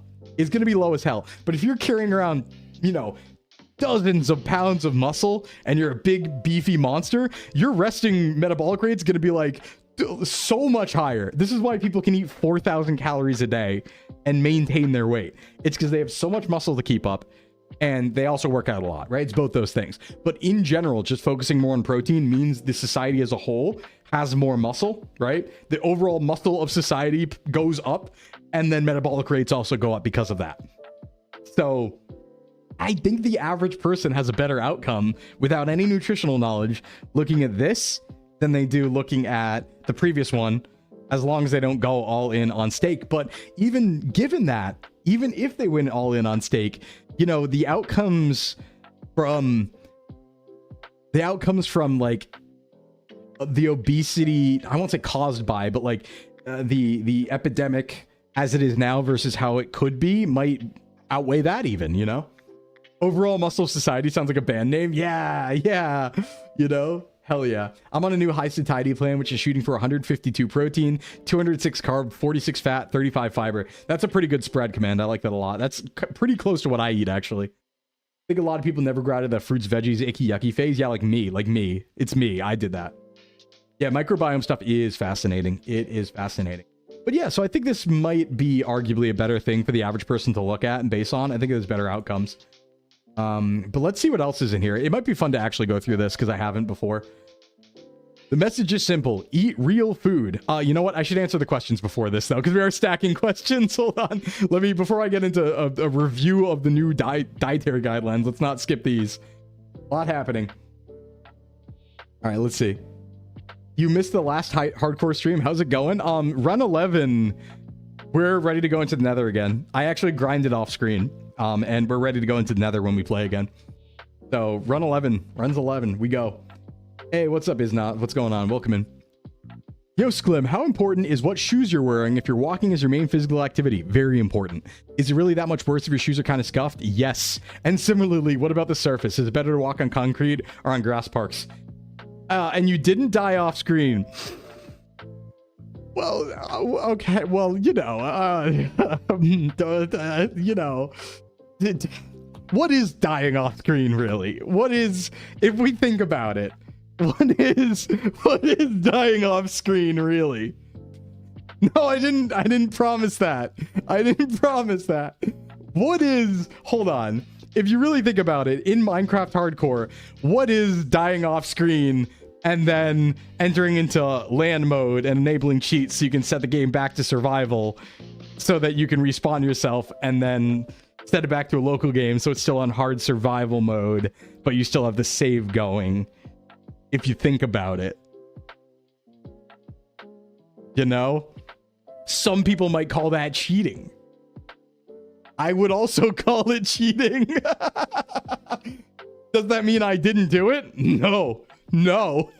Not at all. But that didn't happen. No, it happened. Okay, let me explain though. I'm gonna use my same logic. Hold on, let me justify this. I'm admitting I'm cheating. I'm admitting I'm cheating, but let me justify this, okay? I need to justify this with the same logic that I justified Nuzlocking.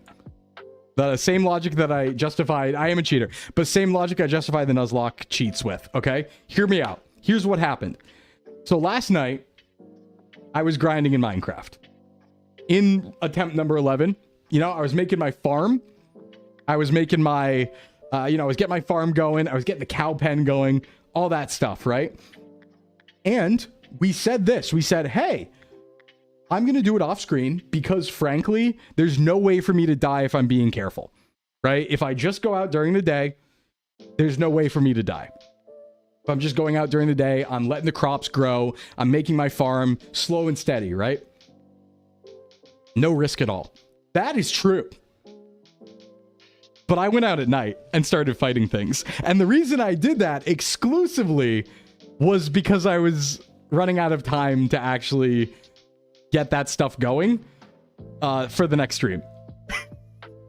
So, no, not hubris, time. So what happened was the crops and stuff, like the cow farm was going, the crops are going, we had everything we needed. We were building the enchanting table. It was going so slowly that I was going to run out of time before the next stream, right? You couldn't use the bed. No, I used the bed. It was just that what I needed to do, I needed to go out at night and fight skeletons to get bone meal so I could speed up the process, right? In the same way that it was the Nuzlocke problem, it was time gated, not skill gated. I was just time gated and didn't have enough time, right? So for the purposes of entertainment, I was like, okay, well, I need to go out at night so this is ready by next stream.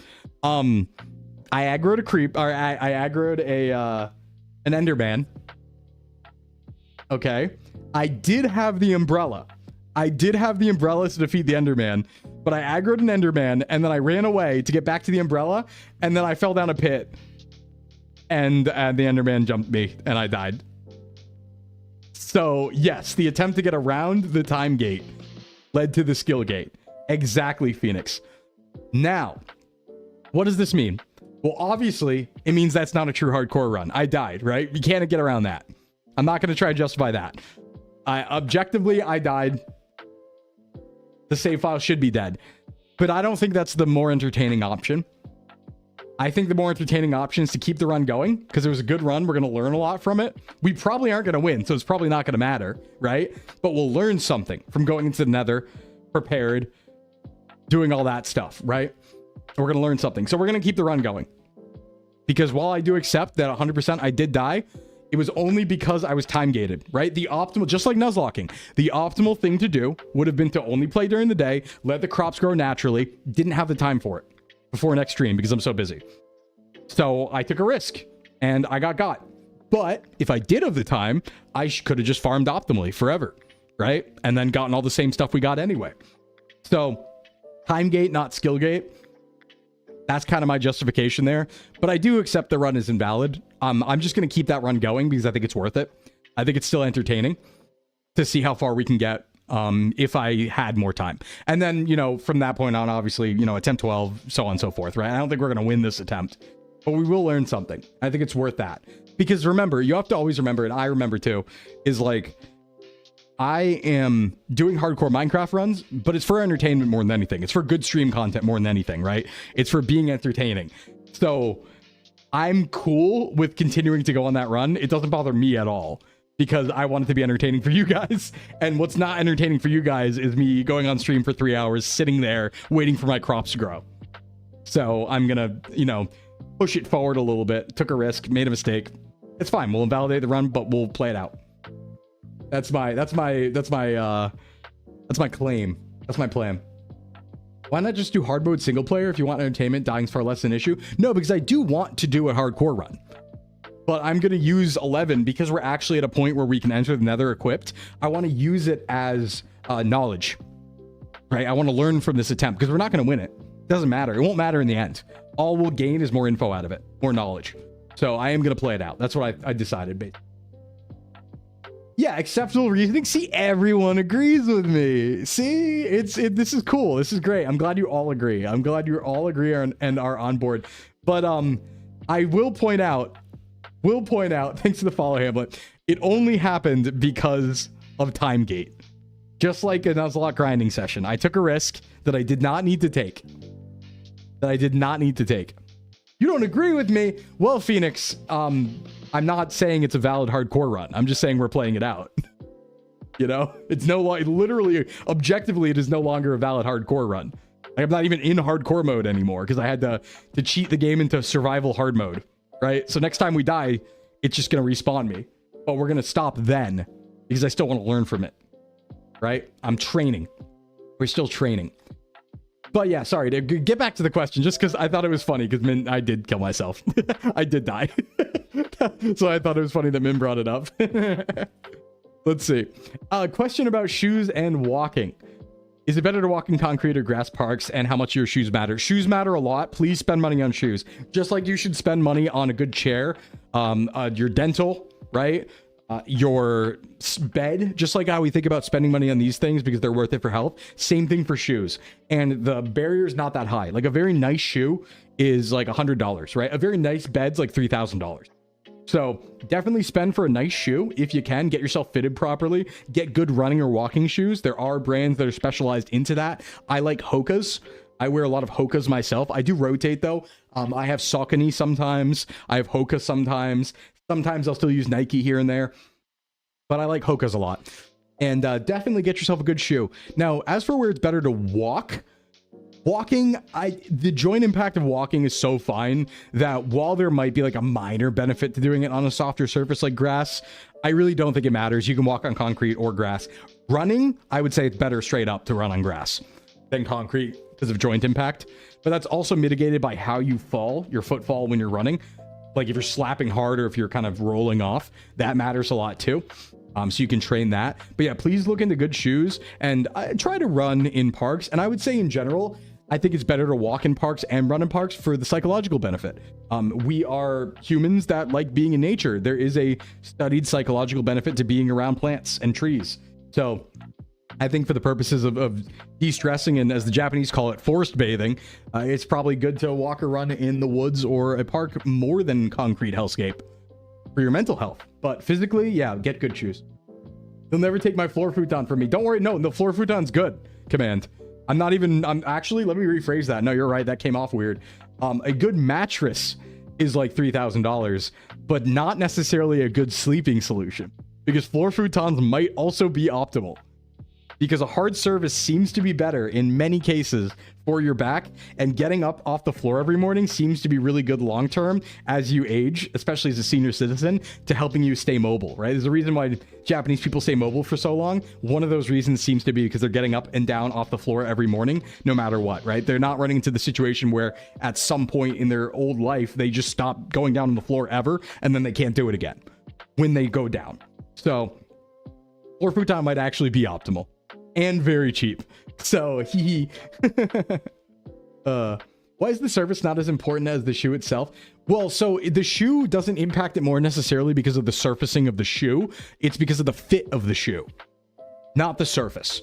So it's not necessarily even the material of the shoe. It's the fit of the shoe. It's how it, if it's, you know, contracts your toes, if it pushes too far in on your toes, how your footfall lands because of the shape of the shoe. That matters way more than the material. And that's where the problem can come from. A cheap shoe that isn't fitted to you properly can mess with how your foot falls, which can then mess with your knee, which can then mess with a cascade of other things, right? So just get good shoes. Make sure they fit well. If you feel a stabbing pain in your knee, stop. Yeah. It corrected your shoulder issue and you get up all the time, having been on the floor for 12 plus years.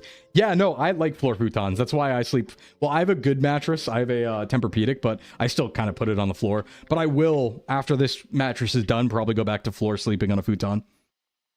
What if you just buy one of those inflatable kiddie pools to use as a bed by just sleeping in the water? Would that be optimal? No, actually. So I used to have an inflatable bed. Very not optimal. Probably the worst thing you can do. The very, very malleable surfaces are like the worst ones to sleep on, because you end up having these huge dips in your hips when you're sleeping, if you're like a side sleeper, or even if you're a back sleeper on those. And that's not what you want. You want everything to be supported properly, you know? Oh, a mattress built into the floor. That could be cool too. Been having bad shoe issues, needing PT, get good shoes. Yeah, get good shoes. Ooh, okay. Insane question coming up next. I actually don't even know how to answer this. What's your favorite cheat meal, or possibly just regular non-cheat meal? Chat, can you put yours as well? Waterbeds are no-go. They don't seem good for you. Don't have a waterbed. They're fun. They're cool. It doesn't seem very good for your health long-term. You'll have hip problems most likely as you get older if you just stay on one of those. My dad used to have one, though. I do remember it when I was really young, which is pretty cool. So, cheat meal. All right, chat. What is your favorite cheat meal? My favorite cheat meal, honestly, so I'm such a food-motivated person that it actually just depends day to day. Like, everything's good. But what matters the most about the cheat meal? Hey, Blisters, welcome in. Here's what matters the most about the cheat meal to me. I need to have, like, 5 different things in the cheat meal, and it needs to last me, like, an hour straight of eating. I've only ever seen your collabs. Your stream's so informative. Nice one. Oh, thanks, Blisters. Welcome in. Yeah. So, you know, when we're in collabs, obviously I can't be as talkative because I need to let other people speak, but I'm like a mile a minute. And yeah, we do stuff like, you know, video games. Obviously, we talk about video games and play video games. But every Thursday, we do this fitness and just chatting stream because I do run a gym. This is my expertise, and I want to help people with this stuff. So we do it every Thursday. It's the come on by and ask fitness questions day. Welcome in, Blisters. Glad to see you. If price was no object, as much unagi as I could. Yeah, eel's so good. But yeah, my answer is like, it needs to have like 5 different parts to the meal. Can't just be one thing. And it also needs to be so big that I'm eating for like an hour straight. Because a cheat meal for me has to be experienced when I'm watching YouTube or like anime or a movie or something like that. Has to be huge. So some examples of what I might do. One big one that I've done historically is during Easter or during spring, I'll go get the giant Reese's football. I think it's about 1,000 calories of Reese's chocolate and peanut butter. I'll go get an entire bag of popcorn, a big bag from the store, like the pre-made stuff. It's about 600 calories, but it's a whole huge bowl of popcorn. And then I'll get a whole Subway footlong with 4 meats in it. Overall, the meal's about 3,000 calories. And it takes me about 45 minutes to an hour to eat. So that's a huge one that I'll do a lot. Full large pizza is always solid. Anything from the Cheesecake Factory. right? Like you go Cheesecake Factory, get an appetizer, meal, and a little bit of dessert. That's a banger. My craziest cheat meal of all time was definitely Outback Steakhouse. That was I've talked about it before. I had about 6,600 calories in one meal, which was, I went to, this was like a 3-hour period where I went to Outback, had like half or a whole loaf of bread with butter, had a whole bowl of clam chowder, a whole order of the cheesy fries to myself, 2 orders of the wings, the Kookaburra wings, and then I had a Death by chocolate cake slice. And then I went to the movie theater and had large popcorn with butter. That was legendary. That was like 6,000 calories. Legendary 3 hours, honestly. I can't have a cheat meal because it turns into a full binge crash out. Oh, me too, Command. Me too. My last one was a 14-inch pizza, cheesecake slice, 4 rice paper spring rolls, taro tea, 4 Crave cookies, 1 burrito. Yeah. Yeah, I've seen the Oreo footlong from Subway. I can't. That's dangerous. Ooh, sharing a platter of nachos. Nice, nice. Yeah, any cheat meal of mine is not shared. It is consumed naked. Like a good cheat meal is in your room alone in your underwear naked, okay? There are no people around when a good cheat meal is happening because you want to hide away from society afterwards. You want to not be perceived after that cheat meal. That's what makes it a banger, right? You know you did right when you want to be naked and unseen and maybe take a shower. Maybe take a shower too. That's when you know it's good. With shame included. 16-inch pizza or whole cake. That's why you sneak a piece when you aren't looking. I'm trying to think of what are some other banger cheat meals that I regularly have. Do not perceive me. No, it's mostly the big Subway one. I mean, like, yeah, mostly that. Hey, Ashley, welcome in. Unless I'm eating it like Bigfoot, it's not a real cheat meal. Yeah, exactly. I need to look like a creature. I need to pace around my room in my underwear afterwards, like, oh, feeling bad. Ninja creamy ice cream, yeah. You know, I tweeted about this last week, and I was gonna say like, oh, Taco Bell cheat meal, but okay, this isn't just me, right? There's an amount of Taco Bell that makes you feel evil, right? And I don't mean feel bad, I mean feel evil. Like you get enough Taco Bell in you, and you start becoming a demon. You start having like evil thoughts, and you feel a bad chi flowing through you. Do you know what I mean? Is that just me, or is that everybody? And I feel like it's Taco Bell specific. Like I can't feel that way with any other food. That's the Diablo sauce. Yeah, it's the secret spices. I start feeling like a villain if I have enough Taco Bell. Like a real bona fide villain. That's the storm raging inside you. You know, my iron stomach, Taco Bell doesn't even do anything to me. I don't even like have a problem stomach wise after Taco Bell. I'm fine. It's just, yeah, it just makes me feel like I need to take a shower and I'm evil. Evil. If you don't look like Saturn eating his children when you're having a cheat meal, is it really a cheat meal? Very true, actually. Oh, you know, it was another crazy one I used to have. So this was way back in the day, but early 2010s, like 2009, 2010. I used to go to a combined Taco Bell KFC and spend $20. The goal was $20, not any specific food items. But back then, every food item was like $2 or $3. So what would end up happening is I would spend $20 and get like, it would be like a double down sandwich, a large popcorn chicken, 2 cheesy double beef burritos, what was it? Cheesy fiesta potato, and I think like chicken quesadilla might as well, but it was like 8 food items. It was like 7 or 8 items, and you'd spend $20 and I would just have that. That was bad. That was real bad. Really bad. You can tell what sort of child I was. It was a problem. But that was one of the big ones. That was for sure. I haven't done that for years because now $20 doesn't even get you anything. But I'm at the KFC. I'm at the Taco Bell. I'm in the bathroom with a combination KFC Taco Bell. That really is the winner, right? It's like the Goku and Vegeta of fast foods, and that's their fusion form, right? KFC Taco Bell is like the Vegito of fast food, I think.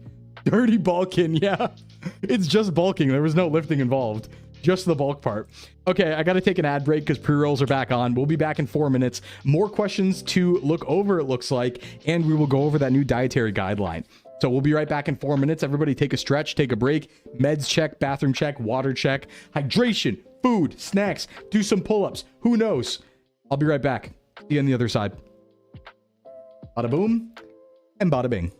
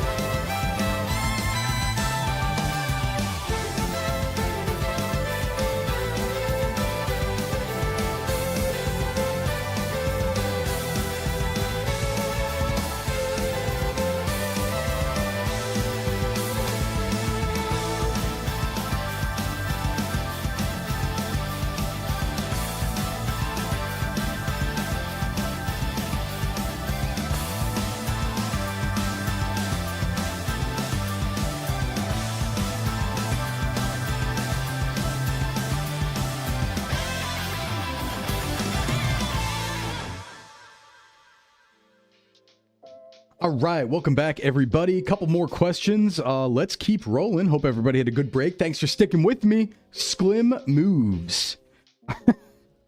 Okay, next question. Also, JPS, what's up? Since KFC was mentioned, I'm curious to know what your thoughts are on the hacks some people have involving eating fried chicken from KFC without the skin and breading to decrease the calories. I mean, it's a good hack, right? I think it's going to be really hard to determine how many calories you're actually eating because you don't know like what they're cooked in, exactly how much oil they were in, exactly how much oil they've absorbed through the fried cooking process, right? So it's hard to gauge exactly how many calories it's going to be, but still a good way to lower your calories because you know it's going to be less than what they claim on the box, right? So if you have fried chicken and it says it's 800 calories, you at least know you're not having that if you take the skin off. So I think it's a good idea. I mean, there's nothing in the skin necessarily that's great for you, especially fried skin. So it's probably a good thing to do. It's probably more healthy to do that, but don't expect to be able to accurately guess how many calories there are would be my recommendation. Okay, next question here. I started working out to appeal to the female gaze, but all I get are compliments from other guys. What am I doing wrong?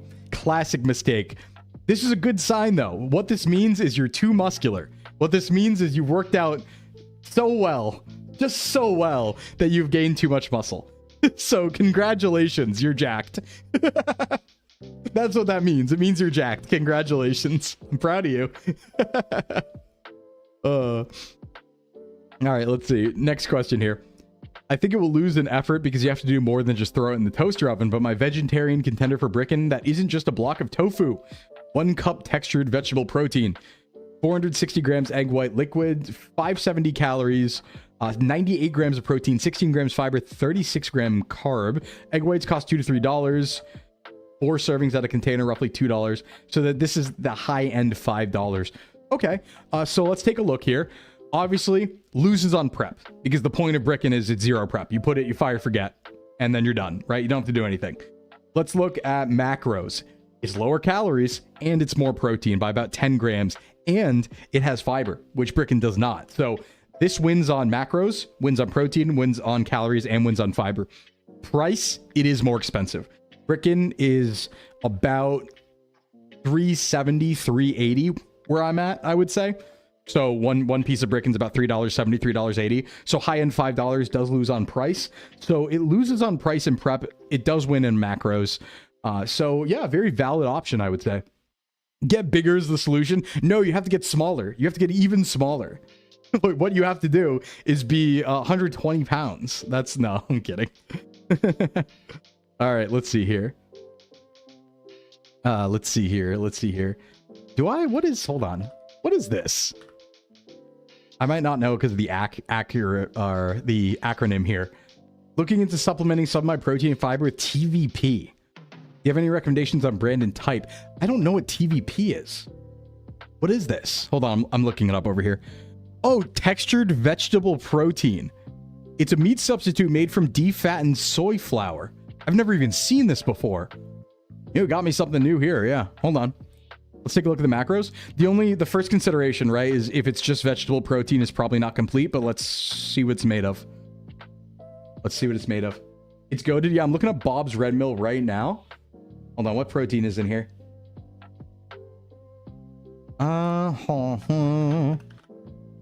Okay, hold on, let me look up something.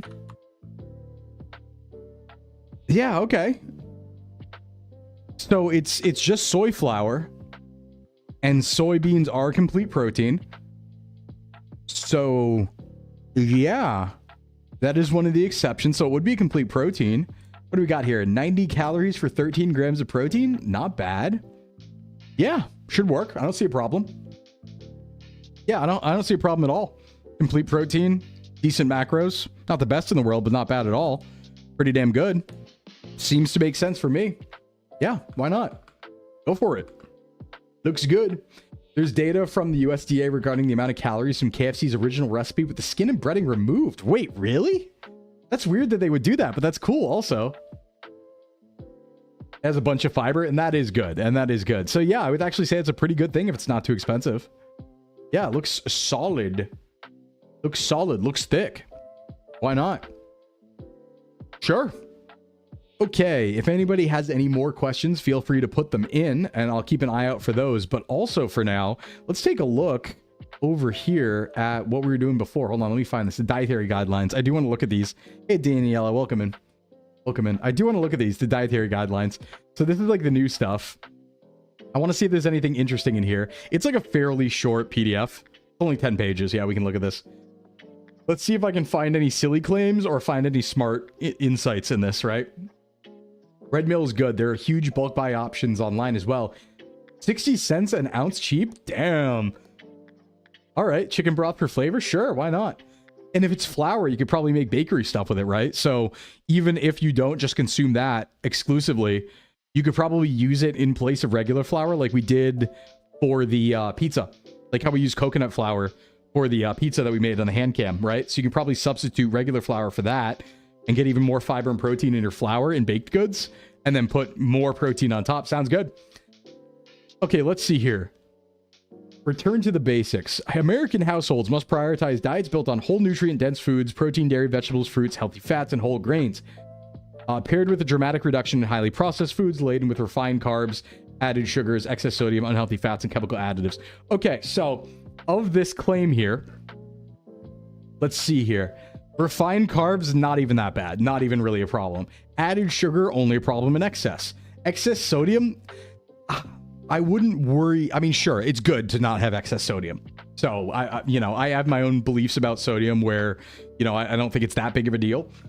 And if you're otherwise exercising a lot and healthy and stuff like that, and it's worse to undereat it, but it's not bad. Like, we eat too much sodium anyway, so that's fine to reduce. Unhealthy fat, sure. Chemical additives, not a huge issue. There are some chemical additives that do show negative effects, but generally those get banned. For the most part, a lot of the stuff about chemical additives is doom. It's doom posting and appealing to it's artificial, but we don't actually see any studies showing it do anything negative in the body. So that's kind of more politicized, I would say. Same for refined carbs, but it is a better approach. It is overall a better approach, I would say. You threw it in your mac and cheese to make it filling. Nice, it worked from the steam. Okay. Funniest thing from discovering a video on the KFC hack, one of the first comments, bro removed all the happiness. True. I had a friend who used to butter his KFC bread, like his skin. Sorry, not bread, the chicken skin. So he would butter the chicken skin that was already deep fried, and I was like, oh, that was even too far from me. Let's see. The United States is amid a health emergency. Nearly 90% of healthcare spending goes to treating people who have chronic diseases. What's the one here, I wonder? It doesn't auto-link, unfortunately. Many of these illnesses are not genetic destiny. They're predictable results of the standard American diet. A diet which over time has become reliant on highly processed food coupled with a sedentary lifestyle. I do agree with that. I think we can absolutely reduce a lot of health spending by just being healthy in general. A lot of care we do is reactive, not preventative. And diet and exercise is a great way to prevent a lot of things. Not everything, obviously. There's so many genetic components. There's so many just unfortunate, unlucky situations and stuff like that. But it would definitely help a lot if everybody was metabolically healthier, for sure. Yeah, Swift, you could just ask random gym questions. We have a marshmallow pinned in chat if you want to do it anonymously, or you can just ask in chat. Totally up to you. Let's see. More than 70% of American adults are overweight or obese. Nearly 1 in 3 American adolescents between the ages of 12 and 17 has pre-diabetes. A very scary thing, actually. That's a very scary number about pre-diabetes. I would also say, and I do want to clarify this again, right? Because I want to make my stance here very clear when we talk about overweight or obese. So, can you be overweight or obese and still be healthy? Yes, you can. Those things do happen.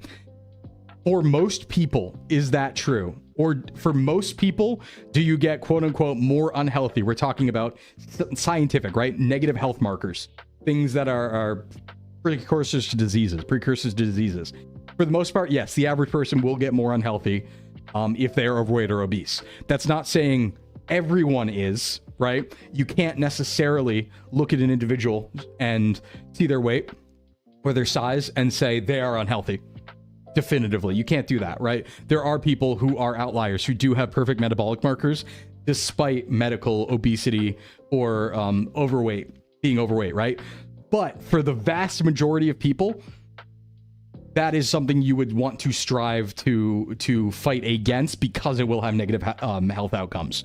So I just want to make my stance very clear on that, right? Because I know there's a whole discussion around body positivity and all those things, and real health outcomes and stuff like that.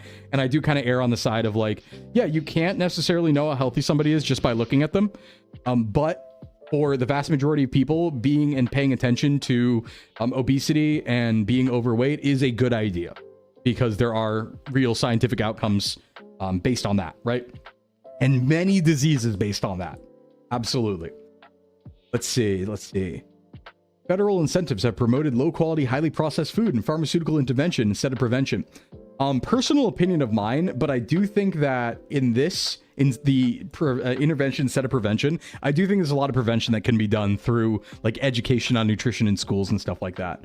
Not to say that medical intervention's bad, because I think it's very necessary, but I do think that there's absolutely more we can do there. But let's see. Getting out of that political part of that, let's see what they're actually asking. Hardest thing for me with body positivity is being okay with my appearance, despite knowing demonstrably I have some good athletic ability. My health markers are good. Right, and I think that's okay, though. Like, I think that you're allowed to look at your body and be like, I want to improve it. I don't think that's necessarily always a negative thing. I think it can get toxic, right? It can be a situation where you dislike yourself because of that, and that's not good. But I think it's okay to have goals and be like, I want to change how I look. I think that's totally fine to do. Now, I would say that there's also the matter of like, I know we've talked about it before, Command, where it's like, you've done so much work already. Because I mean, you said in Discord, right? You put it in Discord, like how much weight you've lost. You've lost the amount of weight of a whole person. So I would, try my best to lean on that success rather than feel bad about what's still left to be done, because you've done such an incredible job already that people can't do. Like you've done things that most people can't pull off. So, be proud of that, please. Have pride in that. That's Vegeta core right there. All right, let's see. Eat the right amount for you. The calories you need depends on your age, sex, height, weight, and level of physical activity. That's true. Standard 2,000 calories doesn't apply to everybody. Pay attention to portion, foods and beverages. Hydration is a key factor in overall health. Choose water, still or sparkling, and unsweetened beverages. Sure, okay. You can also have sweetened beverages if they're low calorie. That's fine too. Prioritize protein at every meal. High quality, nutrient dense protein. Variety of protein from animal sources, including eggs, poultry, seafood, and red meat, as well as a variety of plant source protein foods, including beans, peas, lentils, legumes, nuts, seeds, and soy. Sure, okay. Swap deep fried cooking methods with baked, broiled, roasted, stir fried, or grilled cooking. Consume meat with no or limited added sugars. Sure. Refined carbs or starches. I mean, that doesn't really matter that much. Yeah. I don't know why they're harping on refined carbs and starches here when it comes to consume meat or chemical additives. Flavor with salt, spices, and herbs. Generally a good recommendation. Now, this is the interesting one to me. This is the thing that I think is so interesting about this new dietary plan. The protein goals. 1.2 to 1.6 grams of protein per kilogram of body weight per day, adjusted as needed based on your individual caloric requirements. So this dose of protein is the optimal muscle building dose of protein. The previous food pyramid had the amount of protein to not go into protein starvation. Very two different things. Right? So the last pyramid was, this is the amount of protein to not lose muscle, to not waste away. This pyramid is, this is the amount of protein to optimally gain muscle, not just stop it from falling off of you and being burned off.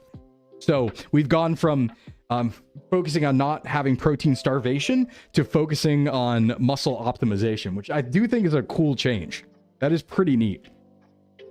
About dairy. Full fat dairy with no added sugars. I mean, there's nothing. Okay, this is where things get silly. All right, this is where things get a little silly. So, the full fat dairy thing. When consuming dairy, include full fat dairy with no added sugars. Dairy is an excellent source of protein, healthy fats, vitamin, and minerals. That's all true.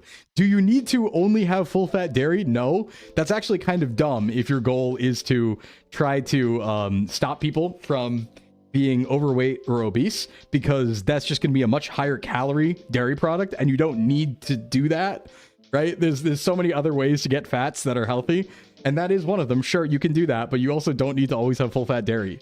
That feels like a waste to me because you can drink your calories that way. And that's something specifically this plan is trying to avoid when it talks about unsweetened beverages, right? So it's saying have unsweetened beverages, right? The idea being have things that have 0 calories, except for dairy. Then you should only have it full fat. That's a little contradictory, I would say. It's totally fine to have skim milk. There's a lot of protein in that. You can totally have that. All right, let's see here. Daily serving goal, 3 servings per day as part of 2,000 calorie dietary pattern. Okay, so they're keeping that. They're also talking about gut health here, which is interesting. I don't know if they did this in the last one, but talking about gut health with fermented foods like sauerkraut, kimchi, and miso and stuff like that is actually really neat. I'm glad they added that because that's something that is very helpful. Vegetables and fruits throughout the day, colorful, nutrient-dense vegetables. I mean, yucky for me, but I agree. The original form. Let's see here. Yeah, okay, so I'm glad they've said this. I actually do agree with this. I was really hoping they didn't say they're bad for you. Frozen, dried, or canned vegetables or fruits with no or very limited added sugars can also be good options. Yes, they can. Nothing wrong with frozen vegetables or fruits. Those are totally fine to have. The juice should be consumed in limited portions or diluted with water. I don't know what they're thinking there. Maybe just like a added sugar thing because most fruit juices have added sugar. I don't know. Let's see. 3 servings per day, fruits 2 servings per day. You can have more too. There's nothing wrong with having more. Healthy fats. Let's see. Anything interesting here? Yeah, fresh frozen fruits and veggies. Yeah, yummy. Fresh frozen. Love them. When cooking with adding fats to meals, prioritize oils with essential fatty acids such as olive oil. I do agree with that. Other options can include butter or beef tallow. Okay, so olive oil is definitely superior to these things. Here to Subway mog me? No! No! King chat, can I have Subway, please? Please, I don't want to be Subway mogged. Other options can include butter or beef tallow. Those are not in the same tier as olive oil, I would say. Olive oil is a much higher tier oil than butter or beef tallow.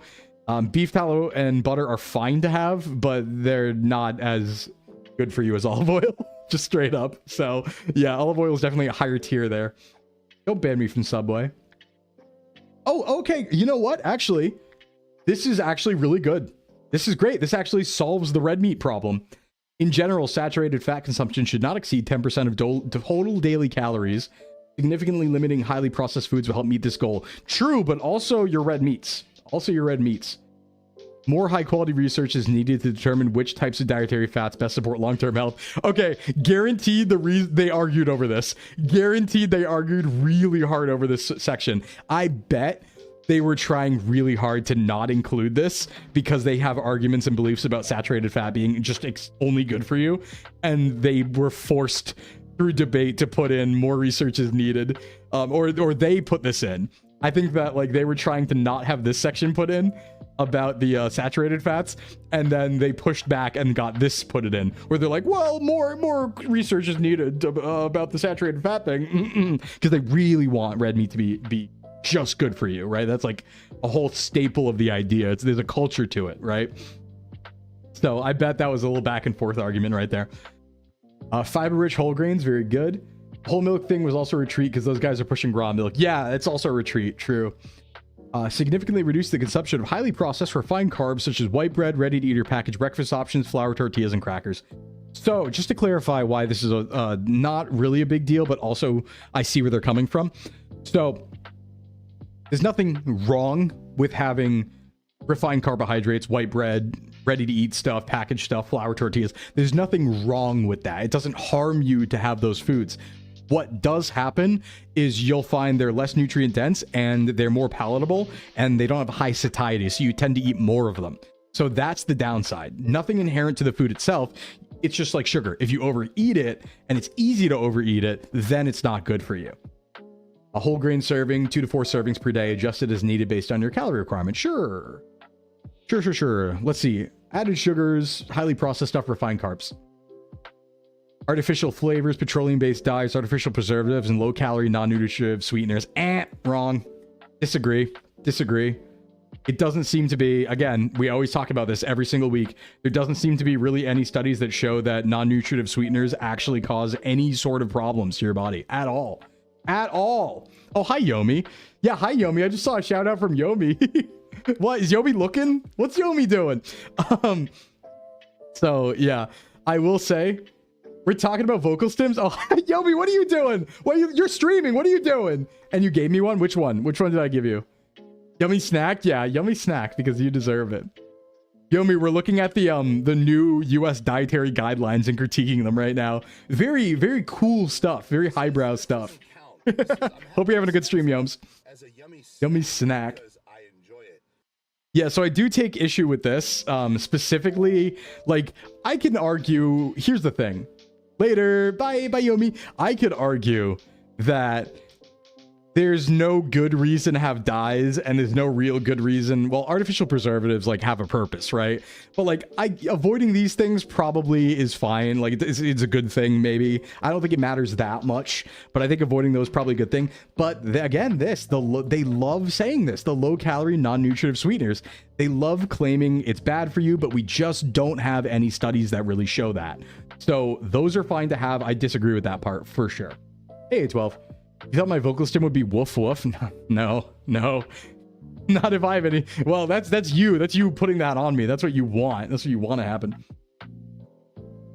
Let's see. No amount of added sugars and non-nutritive sweeteners is recommended or considered part of a healthy, nutritious diet. One meal should contain no more than 10 grams of added sugar. Sure.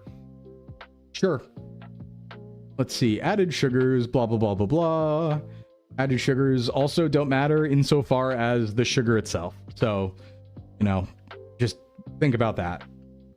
You know what? We want the dog ears since you died in hardcore Minecraft. I don't think I promised that. I think somebody said that. I don't think I promised that. Limit alcohol. I agree with this. Alcohol is just straight up not good for you. There's nothing besides like, well, here's the thing with alcohol, right? Like, there's no reason to have alcohol. It's just bad for you straight up, but it's a social thing, right? It's a cultural thing. So you can have it because it's a cultural thing. You can say the same thing about a candy bar, right? There's no good reason to have a candy bar, but we have candy bars because they're yummy. Same thing for alcohol. No good reason, no benefit, but it's yummy. You have it. Having a little bit's okay. And they're saying limit. So that's good. That's good. Yeah, it's also carbs that aren't good for you and don't do anything for you. There's like no nutrients at all. Yeah, everything in moderation. Exactly. Special populations. All right. Let's see. Let's see. I want to see if there's anything in here about caffeine in kids. Because a lot of this stuff is pretty fairly normal, right? Like, don't give babies stuff that's bad. You know? Don't give babies crazy stuff. That's one thing there. Let's see. Food to infants and toddlers. The whole thing about introducing foods. Wow. Avoid caffeine. Good. Yeah. No amount of added sugar is recommended. I mean, for kids, I think it makes sense. You don't want to hype them up on that stuff. Make cooking meals fun and a regular part of the household routine. I agree. You should include kids on that. It's really fun. Love Laos. Can't wait for Dungeon Meshi's next season. Ah, you mean me? No, I'm joking. 2 years or beyond. Yeah, I did notice that, man. How they said, as long as you mutually want to keep best breastfeeding, and it just said 2 years and beyond. That could go wrong real fast. That could go wrong real fast. Oh boy. Young adulthood, pregnant women. That is, yeah, that's something. That's something. Lactating women, older adults. Older adults. Let's see. Homelander coded. Individuals with chronic disease. Okay, what are they saying about this? This is interesting. Following the dietary guidelines can help prevent the onset or slow the rate of progression of chronic disease, especially cardiovascular disease, obesity, and type 2 diabetes. If you have a chronic disease, talk with your health professional to see if you need to adapt to meet your specific needs. Okay, individuals with certain chronic diseases may experience improved health outcomes when following a lower carb diet. Work with your healthcare professional to identify and adopt a diet that's appropriate for you. This one's a little sketchy because this is true, but only for very specific diseases. So I think they're trying to sneak some low carb propaganda in here because they're not clarifying what diseases this is good for. and even then it's like, yeah, when do they start talking about crystals? I don't know. So like, they do say certain chronic diseases, but I wish they were a little more granular because it's kind of like edging you towards low carb is what they're trying to do here, right? They're trying to be like, just go a little low carb. And that's what this whole thing is they're trying to get you low carb. They're trying to do it. They're not trying to necessarily keto you, but they're trying to get pretty close. So Yeah, you can tell where some parts have a bias. I mean, all of these things are going to have a bias, right? There's like when it comes to making a new dietary guideline for a whole country, you better believe there's billions of dollars on both sides fighting for this thing. Also, hi Tinkle, I appreciate you. Thank you, thank you, thank you. So let's see. Ooh, vegetarians and vegans have special consideration. Interesting. Consume a variety of whole foods, especially protein-rich foods such as dairy, eggs, beans, peas, lentils, legumes, tofu, or tempeh. Ooh, I'm glad they added this. Oh, I don't know if this was in the original one, but I'm so glad this is here. Significantly limit highly processed vegan or vegetarian foods that can include added fat, sugars, and salts. I've been saying this for a long time, actually, is the vegan and vegetarian diet used to be one of the most healthy diets out there. But with the progress of technology and it becoming popular, there are now a lot of vegan and vegetarian foods that aren't any better than frozen White Castle burgers from the frozen section. They're the same thing effectively. So you do want to, even if you're a vegetarian or vegan, don't assume that means you're eating the healthiest diet possible. Still be aware and mostly get all your calories from whole foods, right? I'm glad they added that. Yeah, veggie meat has so much sodium and crap now. It really does. It really does. It's not going to kill you, but it's something to be aware of, you know? I think vegetarian's the actual optimal diet, ovo-lacto. I think that the most optimal diets are like the Okinawan diet and the Mediterranean diet. Those are my two like really optimal diets, you know? How much gamer sub should I be consuming daily? Hey, Phoenix, honestly, like 2 scoops is pretty cool, I think. That's like 200 milligrams caffeine. Your bit's huge. Thank you for the... thank you, Command. Here's your healthy vegan burger. It has the same nutritional array as fast food slop, but slightly worse. Sorry. Yeah, pretty much. Also, Command, thank you for the 2K bits. Thank you. Maybe I can afford Subway. But you said the Mesopotamian diet? No, that's different. That's different. I did get a YouTube short about that recently, though. The Mesopotamian diet is different. To avoid nutrient gaps, prioritize targeted supplementation. I do agree with that when it comes to vegan people because they can be deficient in certain things. So, nice they explicitly add the vitamins to prioritize monitor. Yeah, I think this is good. This is good for the vegetarian vegan part because a lot of this info doesn't get around. People just assume because they're eating veg, they're good. But, you know, not necessarily. Hey, JJ, thank you so much for the tier 1 sub. Thank you. And we got another hype train. That's 2 this stream. Choo-choo. Let's rock. Med and Okinawan are definitely legit, but I think I'm globally locked from them. I mean, you have to spend more, but like you can still have it, you know? Still have it. More difficult for vegans or vegetarians to get iron, so they recommend eating bugs. The thing is, there's vegetables with iron, right? So like you can still get it and stuff like that. Really, a lot of the big things, the gaps that are missed is like, well, what's a really good one? Well, obviously like complete protein is a gap that's missed, and certain vitamins that are in a lot of meats. Iron is one of them, don't get me wrong, but you can get it from vegetables. You have to be really aware of it. Daniela, thank you so much for the 100. Thank you. Thank you. Bugs are cooler. Listen, if bugs tasted good, I would eat bugs. I have no qualms about eating bugs if it tasted good. I just don't think it does. Like if it's nutritionally good and the macros are solid and it tastes good, sure. Why not? You've been eating the Morningstar black bean burgers with veggies in them and they slap. Yeah, they're pretty good. Just be aware it is a processed food. That's not saying you can't have it. Just understand that if you made like, you know, it'd be a little better if you made like a black bean burger yourself, but it's not a huge deal. It's just, it is a processed food, you know? Hyper processed food. Not the end of the world though. You can have those. Just, you know, focus on whole foods for the majority of your calories.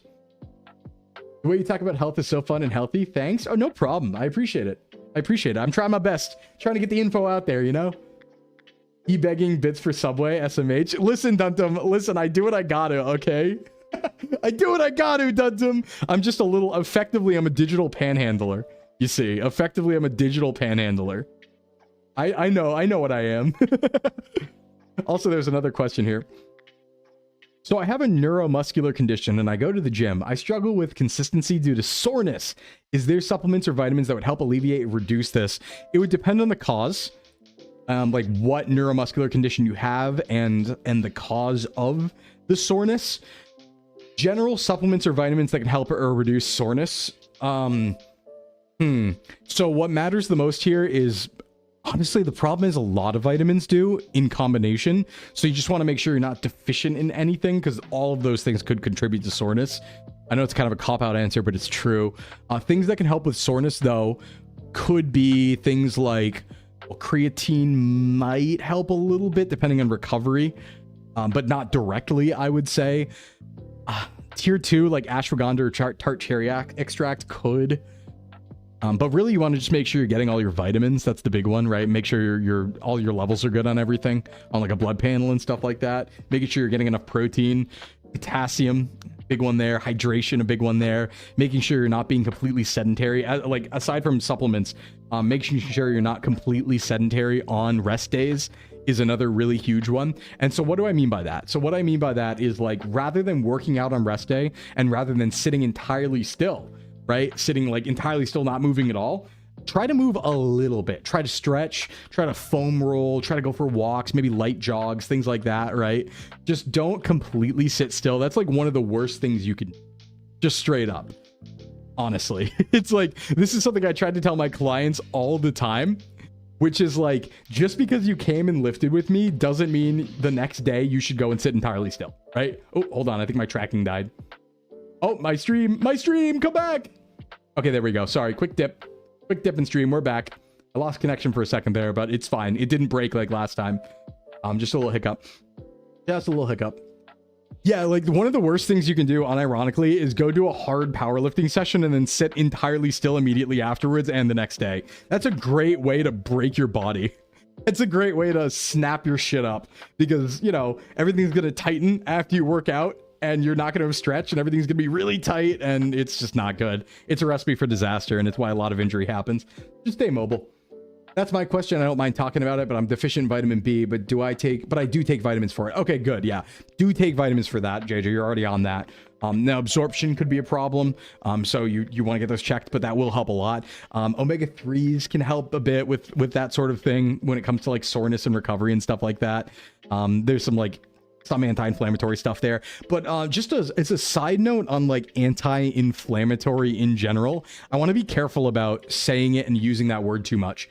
Because I think there's this misconception in fitness and nutrition. There are some foods that can help inflammation, but the most inflammatory thing to your body is being overweight or obese. So like the foods you eat, things like that, like, yeah, there are minor effects on inflammation from certain foods and help anti-inflammation on certain foods. But like the most chronic inflammation that you get outside of like conditions is just from being like overweight or obese medically. That's majority of inflammation. So that's like the first thing to fix. And like any food that gets you to your goal will help fix that problem. So for anti-inflammatory food, really the best thing to think about doing there, if you do have problems that you feel like you're inflamed all the time, is to focus on calorie reduction and probably weight reduction. That's probably one of the best things you can do. And thank you for the level 2 hype train. Appreciate it. It's for yeah, creatine can help a little bit. Yeah, because it helps recovery time, so it could help a little bit there. Yeah, so a few things, but yeah, just try and not be deficient in generally all the vitamins. Snap your shit up. Bow. Bow, bow, bow, bow, bow, bow, bow, bow, bow, bow. It's like Prodigy. I still go out and get my 10K on rest days. Yeah, very good to do that. Stretching and foam rolling is also super banger on rest days. Super banger. Ooh. All right. If we don't have any more questions, then we will move on to something else. Feel free to put in some more. I'll still see them. But I did want to hit a cheeky scrandle today, I think. We did it last stream, and I was like kind of missing it. Let's do some scrandle and food guesser, because it's been a while since we did scrandle food guesser. So let's see if we can hit one of these real quick. Real quick, like, huh? All right, daily scram. Isn't there a new scrandle? I think Ayoda was telling me about a new scrandle that was... It wasn't just stadium food, it was something else. What was that, if you're around, Ayoda? That's totally what I'm currently working with, lowering my calories. Exercise has just been hard part due to low energy and soreness. Yeah, no, it's a tough... And there's so many, like, factors that make it really tough, right? Like, especially if you have neuromuscular conditions or other things. You do what you can, you know? And proud of you for doing what you can. I had to leave at the start. Where was Sclimbo? Oh, I was in Canada. You got it, Duntham. I think you said it in pre-chat. Appreciate the advice. Yeah, no problem. It's tough because, you know, I'm not a doctor, so I don't have a specialty in neuromuscular stuff and diseases and injury recovery. I just am like a trainer, a gym owner, and can speak to nutrition on a general population level. So any sort of, always saying any sort of metabolic condition, any sort of injury, any sort of consideration, that's something to talk to a doctor or specialist about. I don't really have credentials for that. I might know a thing or two, but I don't have any sort of like expert knowledge necessarily on those things. All right, let's do a scrandle. Let's scran it. So for those who don't know what scrandle is, this is trying to determine the best stadium food from different countries, and they're pitted up against each other. We have to consider price. We have to consider if it looks good and who picked it the most. We win by choosing which one was the most picked. Now, this is a very, very bad cheesy chips from England, from Wycombe. And Germany, I mean, that's cheap. 260 is looking pretty good. That's just the bonus round, though. If it comes with a beer, it wins. Yeah, I need to remember that. I love Scrandle so much. It is really nice. Is it bad? I might be built like your VTuber IRL. Sneakers, not bad at all. This is optimal form. This is optimal Sclimbo form. It just means you're an optimal Sclimbo. Okay, hold on. Indonesia's got an ice cream sandwich, Neapolitan looking like. I think that's the word for it, right? For 50 cents versus the $6.95 hot dog. Okay, I'm going to be so honest. For 50 cents, I'm taking this every time. Yep. All right, cool. That's a price win right there. No price data. Pepperoni pizza actually doesn't look too bad. Need to go to Indonesia? Yeah, honestly, A12. What's your opinion on Costco food? You mean like the food from Costco or like food you buy at Costco? I think both are pretty solid. Looks like good price on Costco food. Looked like it was in white bread. It might have been like a weird crust or something. Yeah, it looks like a solid pizza. What is an air pie? Oh, is it because there's nothing in here? Yeah, England's kind of losing the one here. It looks like a solid pizza. I'm taking that. That's a pretty damn good pizza right there. Ooh, okay. These are both looking pretty good. They're garlic fries. From the USA, WS, Gilroy garlic fries for $7.90. Or Colorado Rapids chicken corner kick fries, French fries, popcorn chicken, buffalo sauce, cheese sauce, ranch, green onion, tomatoes. Oh, I'm going left. First one is chicken. First one is chicken. Yep. Ayoto, were you telling me that there was a new Scrandle that wasn't just stadium food? Was that you who was telling me that? I want to find that if we can. Oh, ew, man. What is that? Tottenham Hotspur sausage roll. It's all fucked up. Square jar. Energizer Park Cubano sandwich. Yeah, it looks pretty solid. They're both no price data. I'm going Cubano. That's messed up. Yeah, see if you can find it. Because I'll hit that today. Chicken and bacon pizza. I'm really hankering for some pizza. It's been a while. I still haven't, I know I told you last week there are 4 things I'm craving and those cravings haven't gone away. I still haven't had any of them. It's really bad. I'm still simultaneously craving pizza, Alfredo pasta, a footlong from Jersey Mike's, and Indian food. This is so bad. This is so bad. Yeah, I don't know why the UK is so down bad. I don't know what's going on over there. Mushy peas. We're not messing with that. We're going for the $5 mini pizza. That's a good price on a mini personal pizza. That's a really good price. Oh my God. England too. It looked like a solid pizza. They're called Southwest Chicken Wraps. They're from Kirkland. Kirkland makes some good protein bars, I heard.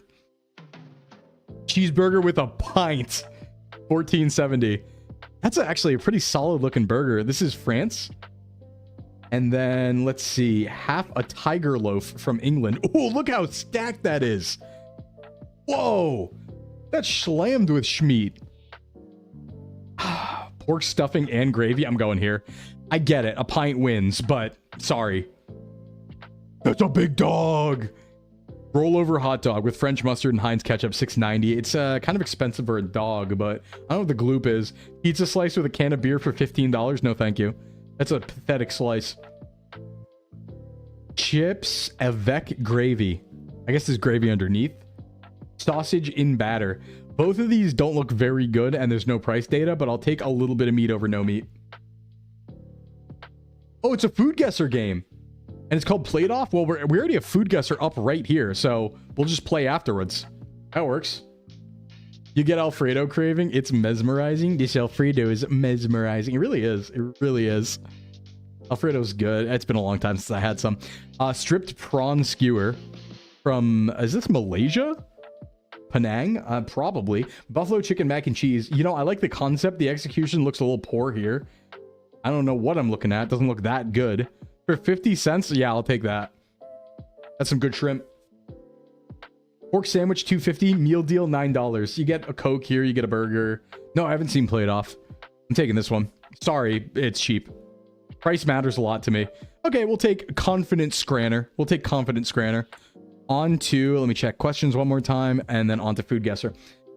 So, the idea behind Food Guesser is try to find out what country a food is from, just purely based on ingredients and looking at it. It's been a while since I played. I'm usually pretty good. We'll check out Plate Off afterwards. See what the dailies are. There's tech here. I'll teach you the tech because it's been a while.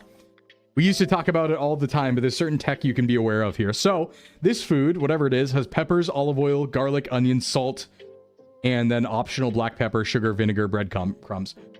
Seeing olive oil usually means this is Italy, Greece, Spain, could be Malta, can be Turkey, but it's usually in that area if there's olive oil involved, right? You'd be Turkey, Greece. Peppers, let me read this a little bit. Smoky flavors, stuffed with creamy fillings like cheese, seafood, or meats. Drizzled with olive oil, served as tapas. Yeah, I kind of with you, Greek, Turkey. I'm going to go Greek right off the bat here. I'm starting Greece. I'm going to lead Greece on guess number 1. Could also be Spain, though. But I like Greece, Turkey lead. Breadcrumb. Feels turkey. It kind of does, but like stuffed peppers are used in antipasto and stuff like that. Hey, Sigma. So I'm going to go Greece first. Okay, warm, and it's actually west. Let me go immediate Spain, actually. Nice. Stuffed piquillo pepper. Not bad. 2 guesses. I go immediate Spain after that. I know Turkey, but the peppers were... I don't know. Semolina, lamb or beef, onions, chickpeas, olive oil, cumin, coriander, caraway, tomato paste, harissa, garlic. Okay. So, normally if there's ingredients I don't recognize, I say this is African dish. However, semolina, lamb or beef suggests that's probably North Africa, or it's Middle East. Chickpeas as well. Olive oil as well. Harissa, I don't know where that's from. I think this is Turkey or North Africa. Or India. This could also still just be straight up India. With chickpeas, olive oil. Does India really use olive oil, though? All this other stuff, yes. I think we're somewhere in between India and Turkey. Maybe. Or it's North Africa. Ooh, that's kind of a range. Hold on, let me... Alright, so here's our map, right? This could be secret Middle Eastern dish. This could be secret Middle Eastern dish. There's a lot of Indian spice here going on. But it also could be like Libya or Egypt or something. This is a tough one to go for. Should I rule out India? Hey, what's up, TST? What's going on? I'm thinking about maybe rule out India. What are we on here? Lamb or beef? Well, if it's beef, we probably don't go India, right? Because beef. So let me just start Turkey here. Let's keep it simple. Warm. Okay, it is Western. I'm going to immediately go North Africa now, actually. Unless this is also Spain. It actually could be. Let me throw a Libya, and if it's not hot, I'm going Spain again. Borders. Okay. Bourgogne. And it borders northwest Libya. So this is going to be Morocco or Algeria. It's Algeria. It's got to be. Could be Tunisia, actually. Oh, it's northwest border. Could be Tunisia. I guess I go Tunisia. Yep. Okay, it was Tunisia. Nice. Nice. Mulga apples. I don't know what that is. It's a bush food. A unique ingredient used in various culinary applications. Arid environments. Okay, because I've never heard about it, and because it's called mulga, huh? And it's a bush food. That could be Australian bush, though. Yeah, bush. But it could also be an African food. Mulga apples. Yeah, let me start Australia. Just since it says bush. Okay, nice. Mulga apple. Not bad. We did good on that one. It's been a while, though, so we can do another quick play, I think.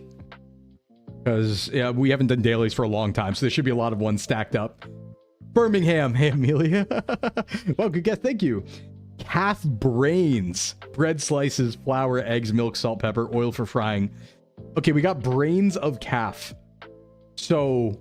brain sandwich, let's go. Hey, Haz.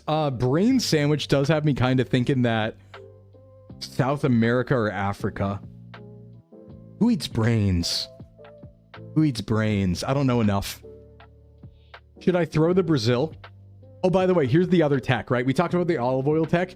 Another tech. If something looks really strange or it uses ingredients from multiple countries, like vastly different regions of the world, go Brazil every time. And it's usually close. South America, just like in GeoGuessr, is really hard for food unless you're from there. So, Germany?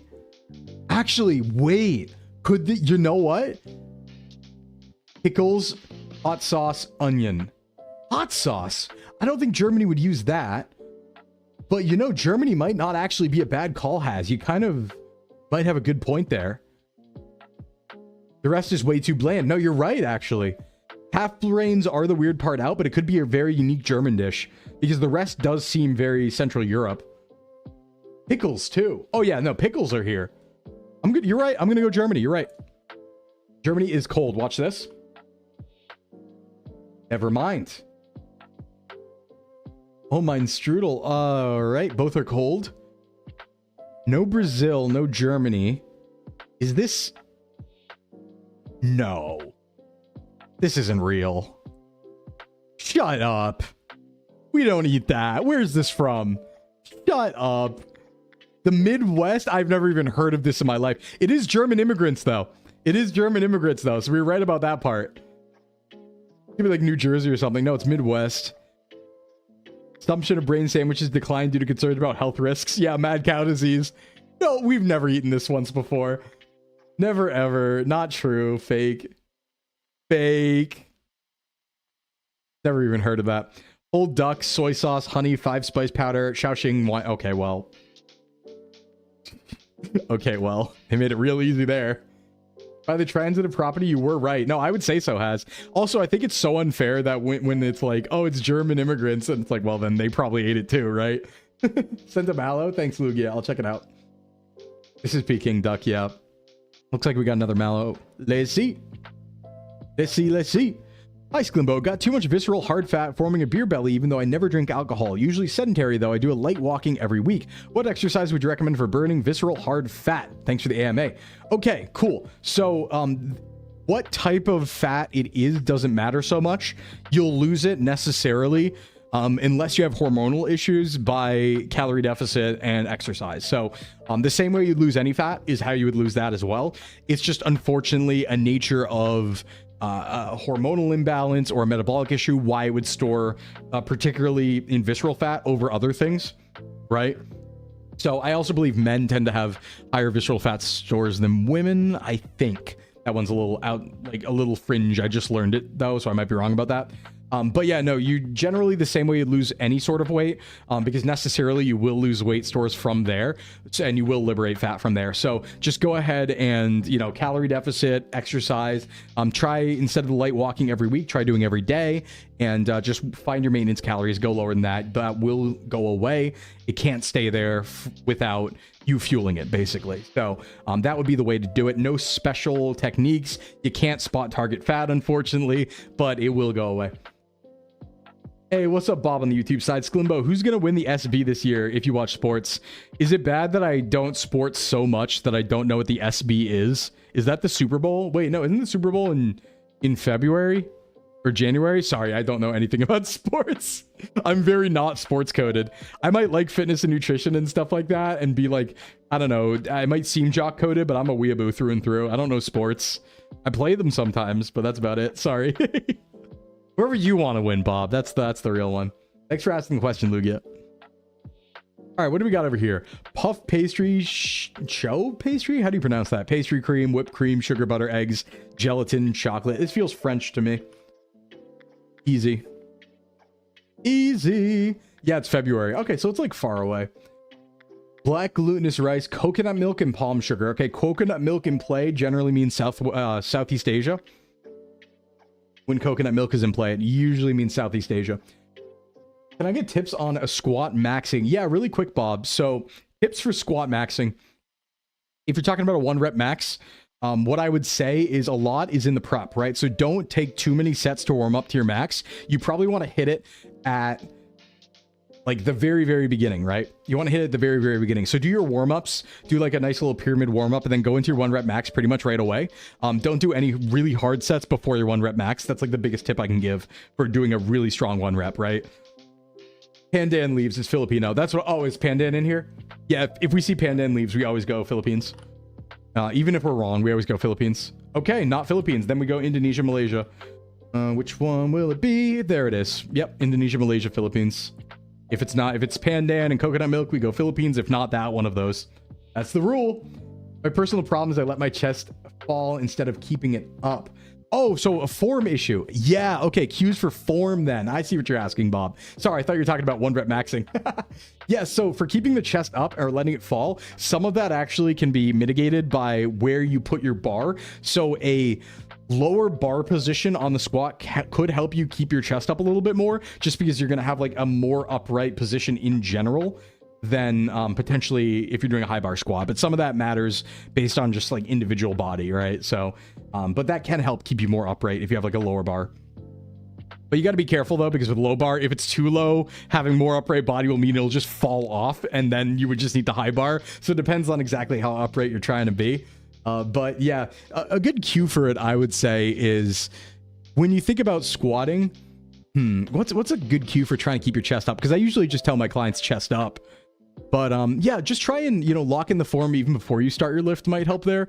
So like as you approach the bar and you get under the bar, try and go chest up first as you unrack, and just keep it that way throughout the lift. One cue I do like using for really any lift is I try and tell my clients, think about your body like a robot. You can only move certain ways, right? So you set yourself in your form and you're only allowed to hinge in certain ways. You are now a robot. And sometimes that does help them cue properly, where it's like, no, your back can't move. Your upper back does not move. You don't shrimp. You're a robot. It can only go this direction.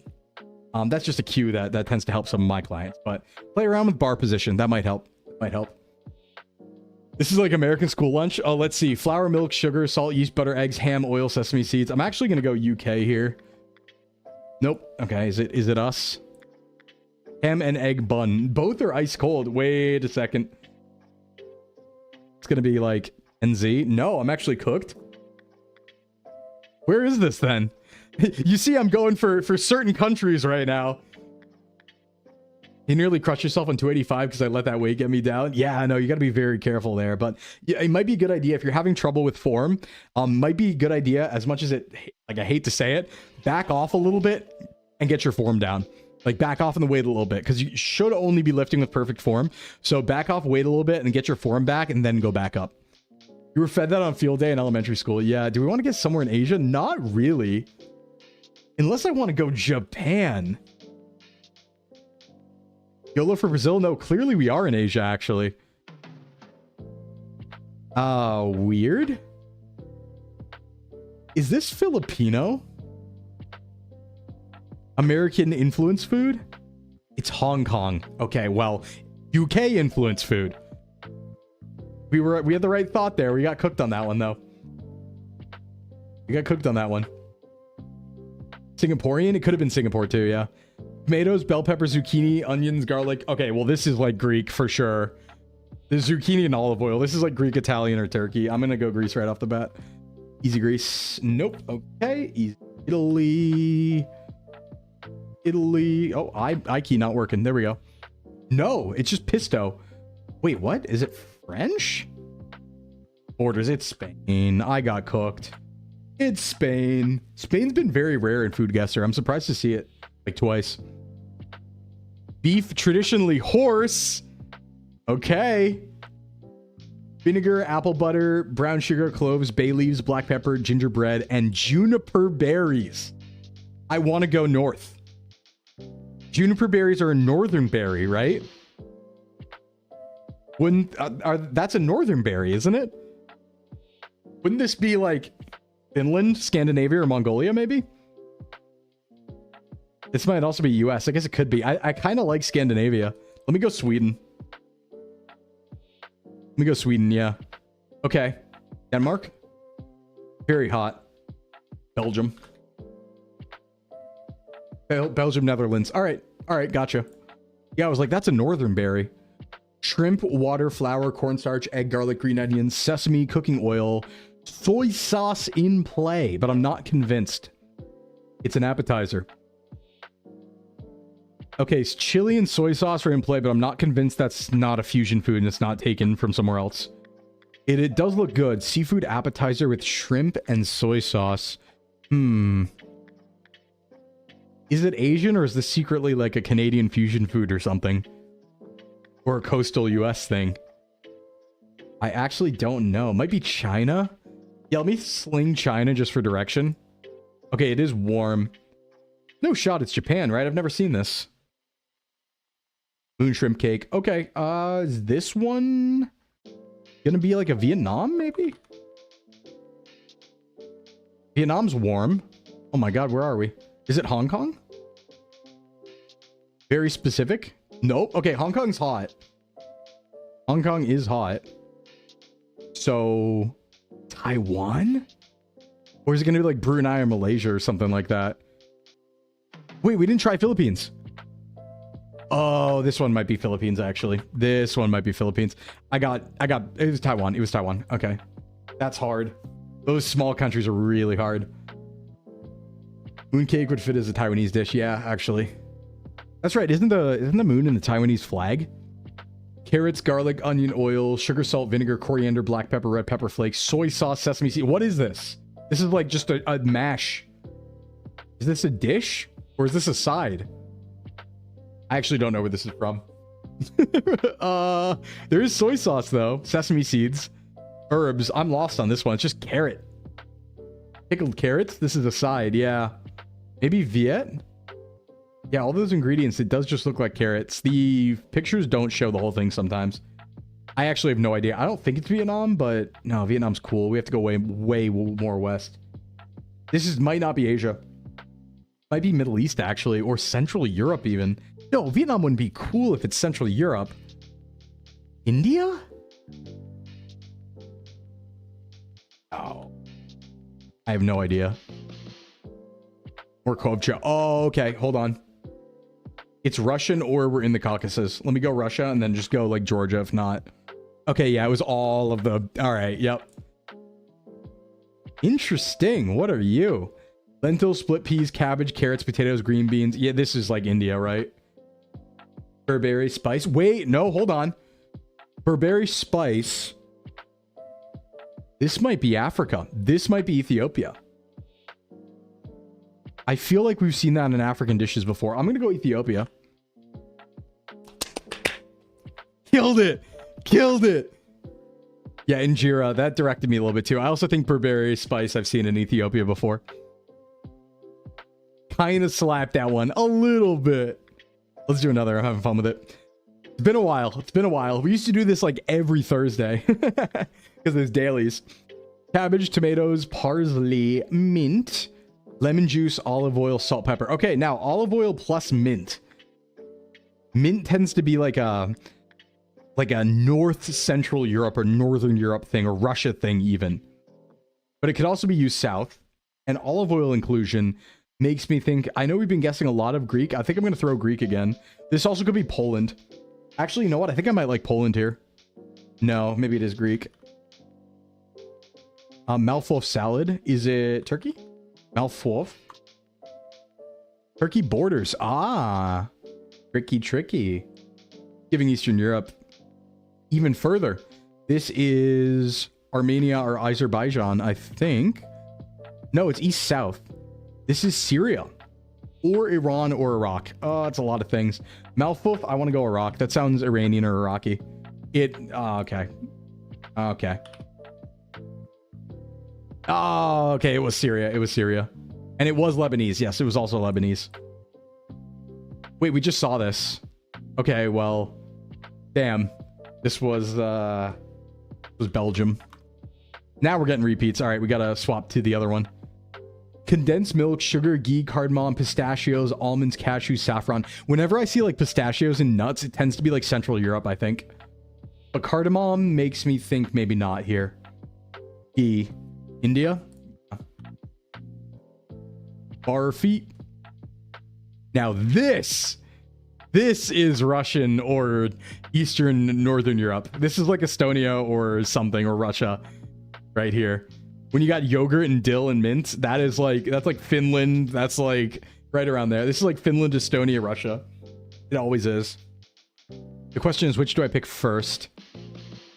Do I go Finland? Let me go Finland first. Okay, warm. Let me just go Russia. Borders. All right, got it. Got it. Borders, Russia. It is always going to be up here. The problem is it could be Estonia, Latvia, or Lithuania if it's not Finland. Do I go Estonia first, or do I go more south? It's south of Finland, west-ish of Russia. Yeah, Belarus, Ukraine. It could be any of these. That's the problem. Let me throw Belarus. Let me throw Belarus. Nope, that's warm even. It's more south? Ukraine? No, that would be borders. Wait, what? How is... Okay, Russia borders, but it's more Georgia. Hey, what's up, Auntie Hunty? Not Georgia, but it borders. Wow, they're really taking me all over the place. Azerbaijan. That's so hard. That's so hard to get just Azerbaijan. Pinto beans, chorizo, smoked paprika, garlic, onion, bay leaves, tomato paste, olive oil again. It's an herb related to parsley. Got it, mint. Thank you. Soaking red beans overnight. We got pinto beans. Ooh, where are pinto beans from? And chorizo. Mexico? Bay leaves, tomato paste. No, olive oil. South America? This might be US. Yeah, it could be US, actually. This could be Tex-Mex. Let me go US. US is cold, straight up. And it's northeast? Wait, what? What is this, like Spain or Portugal? Yep. Spain. Spain. Spain in the brain. My brain is full of Spain. Back to home. Let's do play it off. This is the new one.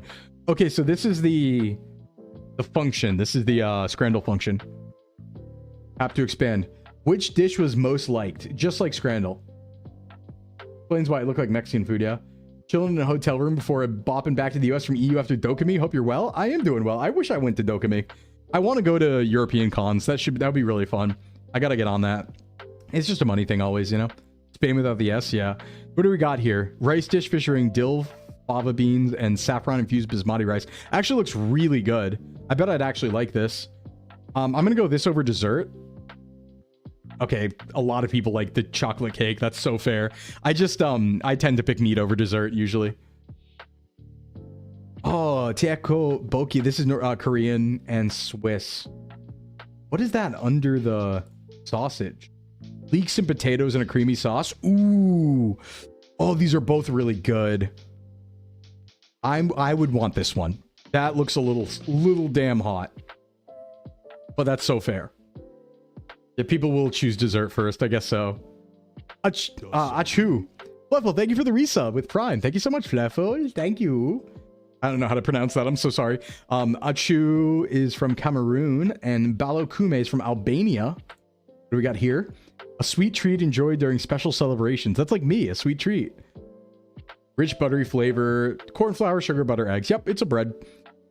Boil cow spin and tripe until tender. Blend peppers, onions, tomatoes, fry in palm oil, tender meat, spices to the sauce. Dissolve limestone in water and add to the mix.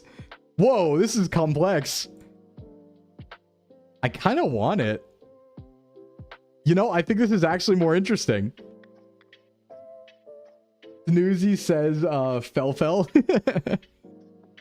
Oh, Finland, what is this? Encased diced fish and pork in a rye dough. Okay, I'm sure it's good. And then this is like a drink that I don't like, so it's a beverage. That's okay. I'm going here. Sorry. I know I'm not even getting the right answer. I'm just picking the one I would like. Food really do be different. What is this? That looks sweet. It's a confection. Yeah, fruit and nuts. Looks really good, actually. Jujube. Looks really good. And then this is... Yeah, I'm going to go here probably every time. Puerto Rico. It looks really good. Sofrito, garlic, and ham in a pot. Yeah, oh, sorry. Dessert, yummy, but Twin, did we hear about Miffy America? I think I might have an idea what Miffy America is. Is that Miffy coming to America? With Snooze? Is that Miffy America? Bon Koi Me. Yes? Is it happening? Is that like a... Oh, is that for Off Guy? The goal was met. Is that for Offkai? Yo, someone dropped 1100 last night. Oh my God. Miffy America real. Yo, congrats. That's exciting. That's exciting. Chocolate boule. It's happening. That's awesome. Hell yeah. The Mad Lab dropped 1.5k. That's my like, I think I could live for 3 months off 1.5k. That's crazy. Hey Gungan, what's up? What's up, Raiders? Welcome in. My name is Sclimbo from Socks Agency. Welcome, welcome. Hope you had a good stream, Gungan. What were you up to? What were you up to? Next up is Cammy to off, guys, so she can eat PB wet. True, true. Make it happen. Ooh, I started getting the off-kai parties are starting to invite people. I'm getting some party invites. Very exciting, very exciting. Off-kai's happening. I'm so ready to party. Gungan gave me good dreams. That's good to know. That's good to know, Hope. I'm glad you had good dreams. Memory loss and muscle pain as symptoms of neuropathy. Bruh. Oh no, please no. Please no, Gungan, don't. But hope you had a good stream. Hope you had a good stream. What were we up to? Choco bullet do sound good. Is it just all chocolate? It's licorice pieces coated in a layer of smooth milk or dark chocolate. It does seem pretty good. Hope, thanks for the follow. Welcome in. Cassava, sugar, coconut milk, and salt. They both look pretty good. I'm kind of interested over here. It looks worse though. The only off-guy party I'm attending is the one where I go to Jollibee's and eat an entire bowl of spaghetti. I'm doing that too. I will go to Jollibee's. We're going to do... I'm unironically considering unofficial Sclimbo meetup at Jollibee's. I'm unironically considering that. Reading in the science and tech category about the topic if it wasn't clear. Oh, gotcha. Okay, Gungan. Hell yeah. Hell yeah. What good info can you bring? Is that pumpkin? Is that whole pumpkins? They just put real spooky pumpkins in there. I've never seen that before. I've never seen that before. No, Gungan, you're dispensing good information. That's what it's all about. Educational streaming. It's good. Seems like it. Pumpkin tasty. I don't like pumpkin. This is tomato stew. I'll take it. Gungan's a sweet little pumpkin. Hey, Dr. Chuddenstein, welcome in. Indonesia, Karidok versus Italy. Minestra de pan. Yeah, Offkai's gonna be crazy. I'm actually gonna be seeing like 80 people there. It feels like there's like 80 VTubers I know, if not more, going to Offkai that I have to meet up with. It's going to be a party the whole time. It's going to be so nutty. Most people with natural age-related memory loss take themselves to the hospital. Most with dementia are referred by relatives. Interesting. Wow. You can consider gourds as normal veggies or separate. I'd consider them veggies because I don't like them, so they're veggies to me. All right. Do I want yummy soup or raw vegetable salad? Wait, that's vegetables? No, that's okay. We'll go soup. Sorry. Look at me disagreeing with everyone, by the way. The peppers, though. Ooh, Ghana. Ooh, what is this green, though? Hold on. I like eggs, but... Cocoa yam until tender. I don't want a leaf paste. I'm sorry. Hey, smoke alarm detector. Beep. No! Come on, I replaced you recently. You shouldn't be beeping for another few years. What the hell? You're a rebel? I really am. Candied yams? I mean, I'll try it, but don't expect much. Yeah, candy yam or actual yummy Turkish food? Sorry. Or sorry, not candied yam. That was paste. And this is Sunday sausages.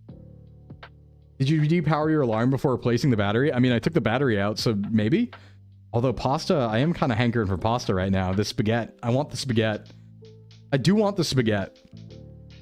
Spaghetti! You know? I do want it. Waha, mashed yam with brown sugar, marshmallows, and pretzel bits. I tried the marshmallow yam thing at Thanksgiving. I don't like it. I think it was squash though, but that's like kind of the same thing. Probably tastes the same to me. I just don't like veggies. Sometimes you got to take the battery out and hold the tester till it beeps to get a reset. Well, it's okay. I mean, true, but mine's not beeping, but someone in chat is apparently. Someone in chat is.